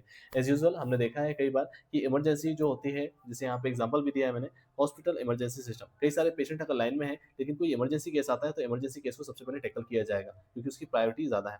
ऐसा कह सकते हैं क्योंकि उसके लिए काफ़ी ज़्यादा इंपॉर्टेंस रहेगा। Can be implemented using array और हीप, हम प्रायोरिटी क्यू को एरे या हीप के थ्रू इम्प्लीमेंट कर सकते हैं। क्यू सिमुलेशन में हमें याद रखना है कहाँ का इसका एग्जांपल है, तो रियल लाइफ एग्जांपल में सबसे पहले सीपीयू की शेड्यूलिंग में यूज़ किया जाता है, प्रिंटर क्यू में जहाँ पे स्पूलर डिवाइस हम यूज़ करते हैं, ट्रैफिक सिस्टम में हमने देखा है कि यूज़ किया जाता है, कॉल सेंटर सिस्टम में हम यूज़ करते हैं। क्यू यूज़ किया जाता है जनरली वेटिंग लाइन को मेंटेन करने के लिए और जो वेटिंग टाइम का मेजरमेंट है उसको करने के लिए। एप्लीकेशन क्या क्या है क्यू के, तो सबसे पहला एप्लीकेशन जैसे कि मैंने कहा सीपीयू शेड्यूलिंग है, बीएफएस जो एल्गोरिथम है उसके लिए, प्रिंटर स्पूलिंग जैसे कि मैंने कहा यहाँ पे, जस्ट अभी की जो प्रिंटर क्यू होता है उसमें हम स्पूलर डिवाइस का यूज़ करते हैं, इनपुट आउटपुट बफरिंग के लिए हम यूज़ करते हैं, इंटरप्ट हैंडलिंग के लिए हम यूज़ करते हैं कि कोई इंटरप्ट अगर आता है तो उसे कैसे हैंडल किया जाएगा, with the help of Q हम इसे टेकल करते हैं। नेटवर्क सिस्टम में भी हम बफरिंग के लिए यूज़ करते हैं। डिफरेंस क्या है वो हमें याद रखना ज़रूरी है कि प्रिंसिपल जो स्टैक का होता है वो लास्ट इन फर्स्ट आउट पे वर्क करता है, क्यू में हम फर्स्ट इन फर्स्ट आउट की बात करते हैं। इंसर्शन जो होता है वो वन एंड पे होता है स्टैक के अंदर, जबकि जो इंसर्शन है क्यू के अंदर वो रेयर एंड से होता है। डिलीशन जो होता है वो सेम एंड से ही होता है इसमें, यानी जो टॉप एलिमेंट है वहीं से हम इंसर्शन या डिलीशन करते हैं स्टैक के अंदर, जबकि यहाँ पे फ्रंट एंड से डिलीशन परफॉर्म होता है। एप्लीकेशन में एक्सप्रेशन हो गया, रेगुलर एक्सप्रेशन जो भी है, या बुलियन एक्सप्रेशन है जिसमें एवोल्यूशन की हम बात करते हैं, रिकर्शन के लिए हम बात करते हैं, वहाँ पे हम स्टैक की बात करेंगे। वहीं शेड्यूलिंग हो गया, बीएफएस एल्गोरिथम हो गया, इंटरप्ट हैंडलिंग हो गया, नेटवर्क बफरिंग हो गया, प्रिंटर स्पूलिंग हो गया, ये सारे के सारे क्यू के थ्रू इम्प्लीमेंट किए जाते हैं। आई होप कि आपको यहाँ तक का पूरा सिलेबस कवर हो गया, जो समझ में आना चाहिए। अगर आपको फिर भी कोई डाउट रह जाता है तो प्लीज़ उसे कमेंट सेक्शन में ज़रूर मेंशन करें। मैं स्पीड से इसलिए चल रहा हूँ क्योंकि मैं चाह रहा हूँ कि जो वीडियो है काफ़ी कम टाइम पे कवर हो जाए। सेकंड यूनिट के अंदर कौन-कौन से इंपॉर्टेंट क्वेश्चंस हैं वो वन बाय वन देख लेते हैं। सबसे पहले एक एल्गोरिथम मेंशन करनी है जो कि रिवर्स ऑफ ऑर्डर को रिप्रेजेंट करेगी स्टैक के, और यहाँ पे इसने कहा है कि 1 एडिशनल स्टैक आपको लेना है और कुछ वेरिएबल आप ले सकते हैं। तो अगर कोई ये स्टैक आपको दिया हुआ है और उस स्टैक के एलिमेंट को रिवर्स करना है with the help of 1 stack and some additional variable, तो आप उसे कैसे परफॉर्म करेंगे? तो वेरी सिंपल, अगर मैं यहाँ पे 5 एलिमेंट की बात करूँ, इसे कुछ इस तरह से हम बना लेते हैं और 5 की जगह हम 3 एलिमेंट ले लेते हैं। तो 3, 2 और 1, ये मेरे पास 3 एलिमेंट है। वन बाय वन मैंने स्टैक के अंदर इसे इंसर्ट किया हुआ है। तो मेरा ओरिजिनल स्टैक S1 है और एक और मैं स्टैक ले रहा हूँ जिसको मैंने S2 नाम दिया हुआ है, और यहाँ पे कोई वेरिएबल है v। तो अगर मैं किसी पर्टिकुलर वैल्यू को ले रहा हूँ जो पॉप कर रहा हूँ फर्स्ट स्टैक से, उसे मैंने v वेरिएबल में स्टोर किया हुआ है, और उसके बाद में एक और एडिशनल स्टैक जो है S2 नाम हम इसे दे रहे हैं, इसके अंदर मैं इंसर्ट कर रहा हूँ। तो मैं यहाँ पे 1 को इंसर्ट कर रहा हूँ। सिमिलरली सेकंड वैल्यू को जब मैं पॉप करूँगा तो v में आएगी, v से हम इसे कहाँ रखना है, स्टैक 2 में। फिर लास्ट वैल्यू जो है वो 3, उसे v के अंदर रख के हमने इसे यूज़ किया हुआ है। तो अगर हम नोटिस करें तो जो मेरा पहला स्टैक था उसका रिवर्स स्टैक बन रहा है यहाँ पे, और यही चीज़ यहाँ पे पूछी गई है कि किस तरह से आप करेंगे। तो आई होप कि आपको वर्बली एल्गोरिथम भी क्लियर हो गई होगी कि किस तरह से हमें एक-एक एलिमेंट को लेना है वेरिएबल में और उस वेरिएबल की वैल्यू को हमें पुश करना है हमारे एडिशनल स्टैक के अंदर। जो कि रिप्रेजेंट करेगा रिवर्स ऑफ स्टैक, ये reverse of original stack. Second अगर बात करूँ एडिशन और डिलीशन ऑपरेशन परफॉर्म किस तरह से किए जाते हैं सर्कुलर क्यू में, तो इसके बारे में भी हम डिस्कशन कर चुके हैं डिटेल में, अभी हम और चेक कर लेंगे। थर्ड क्वेश्चन जो दिया है push and pop operation stack के अंदर यूजिंग लिंक लिस्ट, ये मैंने ऑलरेडी बता दिया, आई होप कि आपको क्लियर होगा। डबल एंडेड क्यू किस तरह से वर्क करता है ऑपरेशन, इसके बारे में भी हमने नोटिस किया है कि इंसर्शन और डिलीशन दोनों एंड से किए जा सकते हैं। इसके बाद सी प्रोग्राम यूज़ करना है इनफिक्स और पोस्टफिक्स एक्सप्रेशन में। ऑलरेडी मैं ये वीडियो को शॉर्ट बना रहा हूँ तो प्रोग्रामिंग के ऊपर फोकस नहीं करेंगे, बट स्टिल मैंने इस पीडीएफ के अंदर प्रोग्राम को भी दिया है। अगर आपको कोई डाउट रहता है तो प्लीज़ इस पीडीएफ को जरूर चेक करें, जिसकी लिंक मैं डिस्क्रिप्शन बॉक्स में ऑलरेडी मेंशन कर दूंगा। इसके बाद दिया हुआ है एल्गोरिथम जो कि इंसर्ट और डिलीट ऑपरेशन को रिप्रेजेंट करेगी सर्कुलर लिंक्स में, इसको भी हम देखने वाले हैं। कन्वर्ट इनफिक्स से पॉजिटिव एक्सप्रेशन, सबसे ज्यादा इंपॉर्टेंट क्वेश्चन यही है, प्लीज उसे जरूर कवर करें। इसके बाद दिया हुआ है पॉजिटिव एक्सप्रेशन इवैल्यूएशन, ये भी बहुत ज्यादा इंपॉर्टेंट है, डायरेक्टली एक्सप्रेशन आ जाता है इवैल्यूएशन के लिए। इसके बाद यहाँ पे worst case complexity, last video में भी मैंने इस क्वेश्चन को कवर किया था। क्वेश्चन के अकॉर्डिंग दिया हुआ है कि इसकी जो कॉम्प्लेक्सिटी है वो n है और इसकी कॉम्प्लेक्सिटी m है, तो ओवरऑल जो कॉम्प्लेक्सिटी होगी वो order of n plus m होगी। लेकिन अगर m की जगह इंस्टेड n को ही हम यूज करें तो इसकी कॉम्प्लेक्सिटी जो होगी n plus n which is 2n, जो कि 2 हमें क्लियर दिख रहा है कांस्टेंट है, इसलिए हम किसकी बात करेंगे, ऑर्डर ऑफ n की ही बात करेंगे। सेकंड, ये जो मिस हो गया था लास्ट वीडियो में वो सेकंड पोर्शन था जहां पे हम नेस्टेड लूप की बात कर रहे हैं। सो पहला लूप अगर मेरा n टाइम चल रहा है, सेकंड लूप भी मेरा हर एक वैल्यू के लिए n टाइम चल रहा है, तो यहाँ पे जो कॉम्प्लेक्सिटी होगी वो ऑर्डर ऑफ n स्क्वायर होगी। ऑर्डर ऑफ n स्क्वायर के साथ ये जो मेरा आउटर लूप है m टाइम है, तो इसकी जो कॉम्प्लेक्सिटी होगी big of n square plus m होगी। चांसेस यही है कि जब भी हायर टर्म्स मिलता है तो हम कॉम्प्लेक्सिटी को उसी टर्म में रिप्रेजेंट करते हैं which is of N square, लेकिन अगर आपसे पूछा जाता है तो हम दोनों ही लूप को रिप्रेजेंट कर सकते हैं with the help of order of N square plus M. तो यहाँ पे अगर वैल्यू एन की एन भी होती है तो इससे कोई चेंजेस नहीं होंगे, क्योंकि यहाँ पे हमें क्लियर है कि यहाँ पे डेफिनेटली फिर क्या हो जाएगी, complexity order of N square हो जाएगी। एडीटी क्या होता है ये हम जानते हैं, 3D एरे में किस तरह से प्रेजेंट होता है, रो और कॉलम मेजर ऑर्डर क्या होते हैं, कैसे यूज किए जाते हैं, ये हम देख लेंगे। राइट शॉर्ट नोट हमें देना है किसके ऊपर, स्टेक यूजिंग लिंक लिस्ट, तो मैंने एरे और लिंक लिस्ट दोनों के थ्रू ही बताया है। प्रायोरिटी क्या होती है ये भी हमें पता है कि प्रायोरिटी में किस तरह से प्रेसिडेंस दी जाती है। हॉस्पिटल मैनेजमेंट सिस्टम या इमरजेंसी सिस्टम का मैंने एग्जांपल भी यहाँ पे आपको कवर किया हुआ है। डबल लिंक लिस्ट क्या होती है, एल्गोरिथम लिखना है, इंसर्शन और डिलीशन, ये हम देख चुके हैं। सर्कुलर लिंक लिस्ट के अंदर अगर हम बात करें तो एडवांटेज क्या है, डिसएडवांटेज क्या है, इसकी बात करनी है, तो मेमोरी का वेस्टेज नहीं होता, एफिशिएंट यूज है। इसके बाद स्टैक क्या होता है, लिफो ऑपरेशन क्या है, पुश पॉप और चेंज ऑपरेशन क्या है, वो किस तरह से वर्क करते हैं। यहाँ पे चेंज ऑपरेशन कोई प्री डिफाइंड ऑपरेशन नहीं है, जनरली पुश पॉप और पीक ऑपरेशन की हम बात करते हैं, पीक ऑपरेशन की। लेकिन अगर चेंज ऑपरेशन आपसे पूछा जाता है, इसका मतलब कि आपके पास अगर कोई 3 एलिमेंट है, सपोज 2, 3 एंड 1, और आपसे कहा जाता है कि जो 2 एलिमेंट है उसे चेंज करना है, तो चेंज करने के लिए आपको सबसे पहले क्या करना पड़ेगा, हर एक एलिमेंट को किसी स्टेक के अंदर पुश करना पड़ेगा। तो सबसे पहले हमने 1 को पुश किया, ठीक उसी तरह से जैसा अभी हमने रिवर्स किया था। उसके बाद हमने 3 को पुश किया। उसके बाद जैसे ही 2 की बारी आई तो 2 में जो भी चेंजेस करना है, उस चेंजेस करने के बाद हम उसे क्या कर रहे हैं, इसके अंदर पुश कर रहे हैं। तो सपोज 2 की जगह मैंने चेंज करके क्या कर दिया, 5। अब वापस से इस एलिमेंट्स को, ये जो एलिमेंट है इसको वापस से मुझे क्या करना है, पुश करना है इस पर्टिकुलर ओरिजिनल स्टेक के अंदर। तो ओरिजिनल स्टेक की वैल्यू क्या हो जाएगी, 5, 3 एंड 1। तो हमें क्लियर दिख रहा है कि जो इंडेक्स 0 पे एलिमेंट था जिसमें मुझे चेंजेस करने थे वो मैं कर पा रहा हूँ। तो चेंज ऑपरेशन किस तरह से वर्क करता है वो मैंने आपको एक वर्बली बता दिया है। आई होप कि आपको ये चीज़ क्लियर हो गई होगी। सर्कुलर क्यू क्या होता है, प्रायोरिटी क्यू क्या होता है, दोनों हम देख चुके हैं। इंसर्शन डिलीशन किस तरह से किया जाता है सर्कुलर क्यू में, ये भी हम देख चुके हैं। लिस्ट में एप्लीकेशंस बताने हैं हमें कि कौन कौन से स्टेक के एप्लीकेशंस हैं, वो भी हम देख चुके हैं। ऑल दो रिकर्शन क्या होता है, ये अपने आप में एप्लीकेशन ही है स्टेक का। इसके बाद रिकर्शन के थ्रू फैक्टोरियल के एलिमेंट्स को फाइंड करने के लिए हमें प्रोग्राम बताना है, एक्सप्लेन करना है, प्रोग्राम नहीं बताना है। तो ये मैं ऑलरेडी बता चुका हूँ, जस्ट अभी मैंने बताया था 4 के फैक्टोरियल की वैल्यू के लिए यहाँ पे। तो इस तरह से आप उसे रिप्रेजेंट कर सकते हैं। लेटर ऑन अगर हम देखें दूसरे क्वेश्चंस, तो और कौन-कौन से क्वेश्चंस हैं, आपको एक एल्गोरिथम लिखनी है, पैरेंथेसाइज्ड इनफिक्स से पोस्टफिक्स कन्वर्जन, तो ये भी हम देख चुके हैं। एक्सप्रेशन भी आपको दिया हुआ है कि इनफिक्स पोस्टफिक्स एक्सप्रेशन किस तरह से सॉल्व करना है, तो ये एक्सप्रेशन यहाँ पे दिया हुआ है, इसके सॉल्यूशन की भी हम बात करेंगे। एक एलिमेंट और दिया हुआ है इनफिक्स से पॉजिटिव कन्वर्जन के लिए, ये भी हम देख चुके हैं, ऑल्दो मैंने देखा है जिसका आंसर क्या आ रहा था, 15 आ रहा था अराउंड, एक बार वो चेक कर लेंगे। इसके बाद दिया है लार्जेस्ट नंबर को फाइंड करना है, तो किस तरह से कॉम्प्लेक्सिटी डिराइव की जाएगी वो हम देखेंगे। जनरलाइजेशन लिस्ट क्या होती है, तो जनरलाइजेशन लिस्ट में हमें याद क्या रखना है कि जो लिस्ट होती है वो एक हायरार्किकल फैशन में होती है, तो एक ट्री या एक हायरार्किकल फैशन में अगर आपको दिखता है तो वो जनरलाइज लिंक लिस्ट है। इसके बाद है एक और कन्वर्जन कि इनफिक्स से पोस्टफिक्स कन्वर्ट करना है, मतलब कहीं न कहीं मैक्सिमम क्वेश्चन जो है वो इनफिक्स से पोस्टफिक्स के ऊपर आए हुए हैं। सॉल्यूशन की हम बात करें तो सबसे पहले मैंने कहा कि रिवर्स स्टेक करना है, तो हमने कहा 2 स्टेक रहेंगे, एक ओरिजिनल स्टेक, एडिशनल स्टेक। जैसे कि मैंने कहा कि अगर ओरिजिनल स्टेक से हम एक वेरिएबल का यूज़ करके एडिशनल स्टेक में वैल्यू रखते हैं, तो एडिशनल स्टेक जो है वो डेफिनिटली क्या होगा, रिवर्स ही होगा। यही चीज़ को यहाँ पर रिप्रेज़ेंट किया गया है। ठीक है? इसके बाद सेकंड एक्सप्रेशन की बात करूँ तो यहाँ पे कॉम्प्लेक्सिटी हमें बताने की ज़रूरत नहीं है, ऑर्डर ऑफ एन ही कॉम्प्लेक्सिटी रहेगी। सर्कुलर क्यू के लिए हमें याद रखना है इस कंडीशन को, ये जो कंडीशन है रेयर प्लस 1 का मॉडुलस अगर हम एक्स के साथ लें और उसकी वैल्यू फ्रंट की ओर आती है, इसका मतलब मेरे पास कोई भी प्रॉपर स्पेस अवेलेबल नहीं है एलिमेंट इंसर्ट करने के लिए। यहीं पे ये चीज़ बताई गई है क्यू अगर फुल है तो ओवरफ्लो की कंडीशन, अदरवाइज़ हम फ्रंट और रेयर की वैल्यू स्टार्टिंग में क्या करेंगे, अगर क्यू एम्प्टी है तो 0 से सेट करेंगे। जैसे कि मैंने कहा दोनों की वैल्यू स्टार्टिंग में क्या होती है -1, तो जैसे ही पहले एलिमेंट हम इंसर्ट करते हैं तो -1 से वैल्यू को फ्रंट और रियर की क्या सेट कर देंगे, 0। लेटर ऑन अब जब भी वैल्यू को इंसर्ट करेंगे तो हमेशा इसी कंडीशन को हम चेक करेंगे सर्कुलर क्यू के अंदर, तो ये हमें याद रखना है। इसके बाद अगर हम नोटिस करें डिलीशन के लिए, तो डिलीशन में हम चेक करेंगे कि फ्रंट और रियर दोनों इक्वल है। अगर ऐसा है तो हमें क्लियर है कि भैया एम्प्टी है मेरा स्टैक और उसकी वैल्यू को क्या सेट करना है, हमें -1 से सेट करना है। और अगर ऐसा नहीं है तो हम एलिमेंट को डिलीट करते जाएंगे और जो फ्रंट की वैल्यू है उसे फ्रंट प्लस 1 के साथ मॉडुलस एम मैक्स के साथ हम उसे अपडेट करते जाएंगे। इसके बाद अगर मैं लिंक लिस्ट की बात करूँ, तो लिंक लिस्ट जो है वो पुश ऑफ ऑपरेशन के से वर्क करता है। तो हमने कहा अगर मैं लिंक लिस्ट का यूज़ कर रहा हूँ स्टैक के लिए, तो डेटा और नेक्स्ट नोड की पॉइंटर के लिए हम यूज़ करेंगे और स्टैक है, तो हमें याद रखना है कि लास्ट इन फर्स्ट आउट का कांसेप्ट है, यानी जो भी इंसर्शन होगा वो बिगिनिंग पे होगा और जो डिलीशन होगा सो दैट कि वो अगर बिगिनिंग एलिमेंट है तो वो बिगिनिंग एलिमेंट इंसर्ट होते-होते लास्ट एलिमेंट बन जाएगा और वो लास्ट एलिमेंट जो है जो सबसे पहले इंसर्ट हुआ था वो पॉप होगा सबसे लास्ट में। तो ये FIFO LIFO ऑपरेशन को परफॉर्म करना चाहिए, हमें याद रखना है। तो यहाँ पे इस चीज़ को मैं ऑलरेडी बता भी चुका हूँ और यही चीज़ को यहाँ पे रिप्रेजेंट किया गया है, तो प्लीज़ इसे ज़रूर कवर कर लें। इसके बाद कॉम्प्लेक्सिटी हमें पता है कि लिंक लिस्ट के थ्रू है तो ऑर्डर ऑफ 1 जो है वो कॉम्प्लेक्सिटी रहेगी। डबल एंडेड क्यू हमें पता है कि डबल एंडेड क्यू में दोनों ही एंड से इंसर्शन और डिलीशन परफॉर्म किया जा सकता है। तो इंसर्शन आप अगर बिगिनिंग से करते हैं या फ्रंट एंड से करते हैं और इंसर्ट अगर आप रियर एंड से या बैक एंड से करते हैं तो जो हमारी क्यू होगी वो 10-20 को ही रिप्रेजेंट कर रही होगी।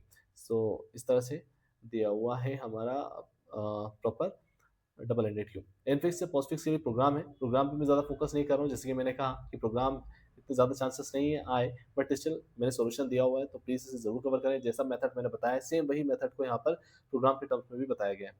सर्कुलर लिंक लिस्ट के थ्रू अगर हम बात करें तो सर्कुलर लिंक लिस्ट में हमें याद रखना है कि सर्कुलर लिंक लिस्ट क्या होती है कि हमारे पास अगर कोई लिस्ट है, सपोज़ ये लिंक लिस्ट है मेरी, तो जो लास्ट नोड का पॉइंटर है वो नल से सेट ना होते हुए वो कहाँ से सेट होगा, फ्रंट नोड से सेट होगा। तो अगर इस टाइप का सिनेरियो है तो वो डेफिनेटली क्या है, सर्कुलर लिंक लिस्ट के थ्रू हम बात कर रहे हैं। इंसर्शन डिलीशन दोनों ही सेम तरीके हैं, ये ऑलरेडी लिंक लिस्ट में भी मैंने कवर किया हुआ है। डिलीट करना है नोड को, तो डिलीट करने के लिए भी हमें पता है कि अगर मैं कोई नोड डिलीट करना चाहता हूँ, सपोज यहाँ पे एक और नोड की हम बात कर लेते हैं। ये मेरे पास एक और नोड है और इस नोड को अगर मैं डिलीट करना चाहता हूँ तो मुझे क्या करना है, डायरेक्टली इस पर्टिकुलर नोड से इस नोड को पॉइंट कराना है और इस नोड को मैं क्या कर सकता हूँ, फिर डिलीट कर सकता हूँ। तो यही चीज़ को यहाँ पर रिप्रेजेंट किया गया है इन टर्म्स ऑफ एल्गोरिथम, तो ये हमें याद रखना है। इसके बाद अगर हम बात करें इनफिक्स से पोस्टफिक्स कन्वर्जन की, एल्गोरिथम बहुत सिंपल है, ये मैं ऑलरेडी कवर भी कर चुका हूँ। एग्जाम्पल के साथ देखेंगे तो और क्लियर हो जाएगा, जहाँ पे हम थोड़ा डिटेल में एक्सप्लेनेशन को देख लेंगे। ये एक्सप्लेनेशन है पोस्टफिक्स एक्सप्रेशन एवोल्यूशन भी, तो यहाँ पे सबसे पहले स्कैन करते हैं लेफ्ट से राइट, ये ऑलरेडी हम देख चुके हैं बट फिर भी मैं रिपीट कर रहा हूँ। ऑपरेंड पुश करते जाएंगे और ऑपरेटर देखेंगे, जब भी ऑपरेटर आएगा तो जो भी लास्ट के 2 ऑपरेंड स्टैक के अंदर हैं उनको पॉप करके ऑपरेटर से ऑपरेशन परफॉर्म करेंगे और रिजल्ट जो आएगा उसे वापस से स्टैक के अंदर पुश कर देंगे। जो फाइनल रिजल्ट है उसे पॉप कर लेंगे, जो कि लास्ट एलिमेंट होगा या टॉप पे एलिमेंट होगा वही हमारा रिजल्ट एलिमेंट होगा। तो यहाँ पे एग्जाम्पल दिया हुआ है, ये ऑलरेडी एग्जाम्पल भी हम कर चुके हैं तो मैं इस पे फोकस नहीं कर रहा हूँ। मैं थोड़ा सा कॉम्प्लेक्स प्रोग्राम को या एक्सप्रेशन को देखूंगा जो आगे मैंने मेंशन किया हुआ है। बस की कॉम्प्लेक्सिटी जो है वो जस्ट मैंने भी बताया, जो कोड हमें दिया था order of n plus M, जहाँ पे m की वैल्यू को अगर मैं n से सेट करता हूँ तो ऑर्डर ऑफ 2n हो जाएगा और 2 का एज अ कॉन्सेप्ट हम इग्नोर कर सकते हैं, तो ऑर्डर ऑफ n उसकी कॉम्प्लेक्सिटी रहेगी। सेकंड लूप के अंदर नेस्टेड लूप था, जहाँ पे कॉम्प्लेक्सिटी क्या आ रही है, एन स्क्वायर आ रही है। Generally N square plus M है, लेकिन हमने कहा था कि m के कंपेरिजन में एन स्क्वायर चूंकि हायर पावर टर्म है और हायर पावर टर्म ही बस केस सिनेरियो को जनरेट करता है और बिगो नोटेशन हमें पता है कि बस केस सिनेरियो ही है, इसलिए हम ऑर्डर ऑफ एन स्क्वायर को रिप्रेजेंट करते हैं। अगर नॉन नेस्टेड की बात करें तो ऑर्डर ऑफ एन है, आप डायरेक्टली क्या बोल सकते हैं, order of N square plus M. Depend करता है एम की वैल्यू अगर एन स्क्वायर से कम है तो हम क्या बोलेंगे, ऑर्डर ऑफ एन स्क्वायर। वही चीज़ को यहाँ पर रिप्रेजेंट किया गया है। एडिटी क्या होता है, हमें पता है डेटा और उससे रिलेटेड ऑपरेशंस के बारे में बताया जाता है, इसमें इंप्लीमेंटेशन की कोई बात नहीं की जाती, ये हमें याद रखना है। 3D एरे के लिए हमें याद क्या रखना है, ये फॉर्मूला मैंने मेंशन किया हुआ है, जहाँ पे अगर किसी पर्टिकुलर इंडेक्स के एलिमेंट की हम बात करें कि इसका एड्रेस क्या होगा, कि आई रो जे रो और के कॉलम के लिए या थ्री डायमेंशनल ए के लिए आई जे के लिए पर्टिकुलर इस लोकेशन का एड्रेस क्या है, तो उसको अगर मैं आइडेंटिफाई करना चाहता हूँ तो मैं यहाँ पे सबसे पहले पी क्यू आर, ये तीन डायमेंशन है मेरे एरे के लिए। पहली क्या है पी, दूसरी क्या है क्यू, एंड थर्ड क्या रहेगी आर। ये मेरा एरे रहेगा जिसको हम क्या बोल रहे हैं, थ्री डायमेंशनल एरे। और अगर आपसे कोई लोकेशन पूछी जाती है आई जे के लिए, तो हमें याद क्या रखना है, वो फॉर्मूले को डिराइव करते समय हमें दिख जाएगा। जहाँ पे बेस एड्रेस रिप्रेजेंट किया हमने कैपिटल बी से, हर एक ब्लॉक एलिमेंट का जो साइज है वो डब्ल्यू से हमने रिप्रेजेंट किया हुआ है। तो अगर मुझे पर्टिकुलर लोकेशन फाइंड आउट करनी है, तो वहाँ पे हम क्या कर रहे हैं, सबसे पहले आई यानी पहले इंडेक्स की वैल्यू इनटू सेकंड और थर्ड का मल्टीप्लिकेशन, क्यू और आर का multiplication, plus second indexing value और सिर्फ आर का मल्टीप्लिकेशन, देन प्लस के किया है और प्लस के साथ हमने कोई मल्टीप्लिकेशन नहीं किया। ओवरऑल जो एक्सप्रेशन है उसका हमने साइज का जो ब्लॉक साइज था उससे मल्टीप्लाई किया है। तो हमें याद क्या रखना है, पहली इंडेक्स लास्ट के दो कॉलम के मल्टीप्लिकेशन के साथ, सेकंड इंडेक्स लास्ट के कॉलम के मल्टीप्लिकेशन के साथ, और थर्ड इंडेक्स में कोई मल्टीप्लिकेशन नहीं है। ओवरऑल जो रिजल्ट है उसका बेस जो साइज है, ब्लॉक साइज है, उससे मल्टीप्लाई करना है। सेम कॉलम मेजर ऑर्डर के लिए भी हम यूज कर सकते हैं। तो यहाँ पे जहाँ आई है वहाँ के कर देंगे, क्योंकि आई जे के में जस्ट रिवर्स करना है, जैसे कि मैंने पहले भी कहा जब हम टू डायमेंशनल देख रहे थे। तो आई की जगह के कर दिया है, क्यू आर की जगह इस बार हमने क्या कर दिया है, पी और क्यू से मल्टीप्लाई कर दिया है। और सेकंड में हमने जे की बात करी है, तो यहाँ पर भी सेकंड में जे था, लेकिन यहाँ पे आर से मल्टीप्लिकेशन था, इस बार हम किससे कर रहे हैं, पी से, यानी जस्ट रिवर्स कर रहे हैं, पहले आर से था पी से कर दिया है। और आई हमारी पहले इंडेक्स थी, उससे हमने एज इट इज रखा है, यहाँ पे लास्ट इंडेक्स को एज इट इज रखा गया था, और लास्ट में डब्ल्यू से मल्टीप्लाई करना है। तो इस तरह से हम यूज कर सकते हैं इसको भी। इसके बाद दिया हुआ है शॉर्ट नोट्स के लिए कि स्टैक यूजिंग लिंक लिस्ट किससे वर्क करता है। हमें पता है लिंक लिस्ट डायनेमिक एलोकेशन के लिए यूज होती है, इसमें ओवरफ्लो नहीं होता है, और पुश एंड पॉप ऑपरेशन जो है वो ऑर्डर ऑफ वन टाइम में एक्सिक्यूट हो जाते हैं। प्रायोरिटी की हमें पता है कि हाईएस्ट प्रायोरिटी को सबसे पहले सर्विस दी जाएगी। यूजिंग हीप हम इसे इंप्लीमेंट कर सकते हैं, इवन एरे के थ्रू भी हम इसे इंप्लीमेंट कर सकते हैं। डब्ल्यू लिंक लिस्ट में अगर हम बात करें तो डब्ल्यू लिंक लिस्ट है, तो डब्ल्यू लिंक लिस्ट में हमें पता है कि दोनों ही साइड से इंसर्शन डिलीशन हो सकता है। जो प्रीवियस नोड है उसे हम नेक्स्ट नोड के लिए भी पॉइंट करा सकते हैं, यानी हर एक नोड के अंदर दो पॉइंटर होंगे, एक नोड के अंदर दो पॉइंटर होंगे और तीन ब्लॉक होंगे। तो पहला जो ब्लॉक होगा, बीच वाला जो ब्लॉक होगा वो डेटा को रिप्रेजेंट करेगा, प्रीवियस नोड को पॉइंट करने के लिए प्रीवियस रहेगा, और नेक्स्ट नोड को पॉइंट करने के लिए नेक्स्ट नोड रहेगा, यहाँ पे नेक्स्ट नोड, नेक्स्ट एड्रेस। तो इस तरह से आप एक लिंक लिस्ट के नोड में तीन एलिमेंट को यूज करते हैं जब भी हम डब्ल्यू लिंक लिस्ट की बात करते हैं। यही चीज यहाँ पे बताई गई है, previous pointer, data and next pointer. Insert at the beginning, अगर आप बिगिनिंग में इंसर्ट करना चाहते हैं तो हेड को जो है वो पहले जो भी आप नया एलिमेंट ले रहे हैं उसके नेक्स्ट से सेट करें, उसके बाद प्रीवियस को सेट करें नल से, और प्रीवियस के लिए फिर न्यू एलिमेंट से पॉइंट करा दें, और लेटर ऑन हेड को न्यू से पॉइंट करा दें। तो इस तरह से आप कोई भी एलिमेंट को इंसर्ट कर सकते हैं। डिलीशन भी सेम सिनेरियो में दिया हुआ है, कोड ज़्यादा टफ नहीं है, तो प्लीज़ इसे ज़रूर चेक करें। बहुत सिंपल टर्म्स में, बहुत सिंपल लैंग्वेज में मैंने यूज़ किया हुआ है। जब भी आप कोई डिलीशन करते हैं तो प्लीज़ मेमोरी को ज़रूर फ्री करें, ये ज़रूरी होता है, क्योंकि ये डेंगलिंग और वाइल्ड केस से आपको कहीं न कहीं सेव करता है एज़ अ प्रोग्रामर। इसके बाद सर्कुलर लिंक लिस्ट की अगर मैं बात करूँ तो सर्कुलर लिंक लिस्ट में लास्ट नोड जो है वो पॉइंट करता है फर्स्ट नोड को। तो हमें ये क्लियर है कि अगर सर्कुलर लिंक लिस्ट है, जैसे कि मैंने पहले भी कहा कि सपोज मेरे सर्कुलर लिंक लिस्ट में यही दो एलिमेंट है, तो जो लास्ट नोड है वो पॉइंट करता है किसको, फर्स्ट नोड को। तो यही चीज़ यहाँ पर बताई गई है। एडवांटेज क्या है, कोई नल वाला केस नहीं है, क्योंकि यहाँ पे लास्ट नोड का जो पॉइंटर है वो नल को ना पॉइंट करते हुए फर्स्ट नोड के एलिमेंट को पॉइंट कर रहा है। एफिशिएंट सर्कुलर ट्रेवर्सल है, यानी आप ट्रेवर्सिंग काफ़ी इजीली सर्कुलर वे में कर सकते हैं। डिसएडवांटेज क्या है, कॉम्प्लेक्स इंसर्शन और डिलीशन है, और हार्डवर्क जो है वो डिबगिंग इसकी टफ होती है। स्टैक के ऑपरेशन जो होते हैं, लिफो ऑपरेशन जिसको हमने कहा, लास्ट इन फर्स्ट आउट, ये हमें क्लियर है। जब भी पुश ऑपरेशन की बात करेंगे तो ये मैं ऑलरेडी बता चुका हूँ, टॉप प्लस प्लस करते जाएंगे और जो भी एलिमेंट है उसे हम इंसर्ट करते जाएंगे। पॉप के केस में हमें पता है कि जो भी एलिमेंट है उसे लेंगे और टॉप की वैल्यू को माइनस माइनस करते जाएंगे। चेंज हमें पता है कि तीसरा ऑपरेशन है, पहले किस पोजीशन पे एलिमेंट को चेंज करना है, वहाँ तक के एलिमेंट को हम पॉप कर रहे हैं, और उसके बाद जो भी एलिमेंट है हमने चेंज किया पोजीशन पे, वो वापस से क्या कर दिया, हमने पुश कर दिया है दूसरे स्टेक से।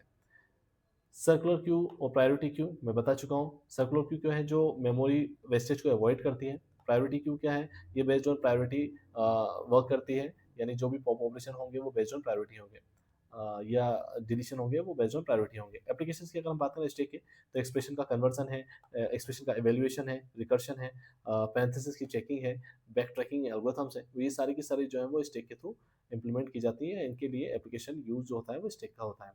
रिकर्शन एग्जांपल मैं ऑलरेडी कवर कर चुका हूँ, किसी पर्टिकुलर फैक्टोरियल की वैल्यू के लिए, तो अगर एन की वैल्यू 0 या 1 होती है तो हमें पता है कि फैक्टोरियल 1 होता है, और वहीं बाकी टाइम हम एन इनटू करेंगे रिकर्सिवली फैक्ट माइनस 1 के लिए, यानी हर बार हम फंक्शन की डेफिनेशन के अंदर से फंक्शन को कॉल करेंगे और एक एक वैल्यू कम करते जाएंगे, सो दैट कि हम बाउंडेशन वाली कंडीशन तक पहुंच पाए।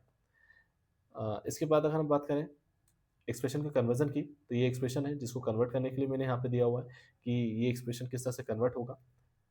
इसके अलावा यहाँ पर एक एक्सप्रेशन है पोस्टफिक्स एनफिक्स, ये भी मैंने बताया था, तो इसको भी हम एक बार चेक कर लेते हैं। तो सबसे पहले 12 हमने स्टेक के अंदर इंसर्ट किया, उसके बाद 7 को इंसर्ट किया, फिर 3 को इंसर्ट किया, इसके बाद माइनस आया, माइनस आता है तो हम क्या करेंगे, ऑपरेटर है तो लास्ट के जो भी दो ऑपरेंड हैं उनको हम पॉप करेंगे। तो 3 और 7 को पॉप करेंगे, 3 और 7 को पॉप करते ही माइनस ऑपरेशन होगा और जो रिजल्ट आएगा वो 4 होगा, उसे हमने वापस से क्या कर दिया, पुश कर दिया है।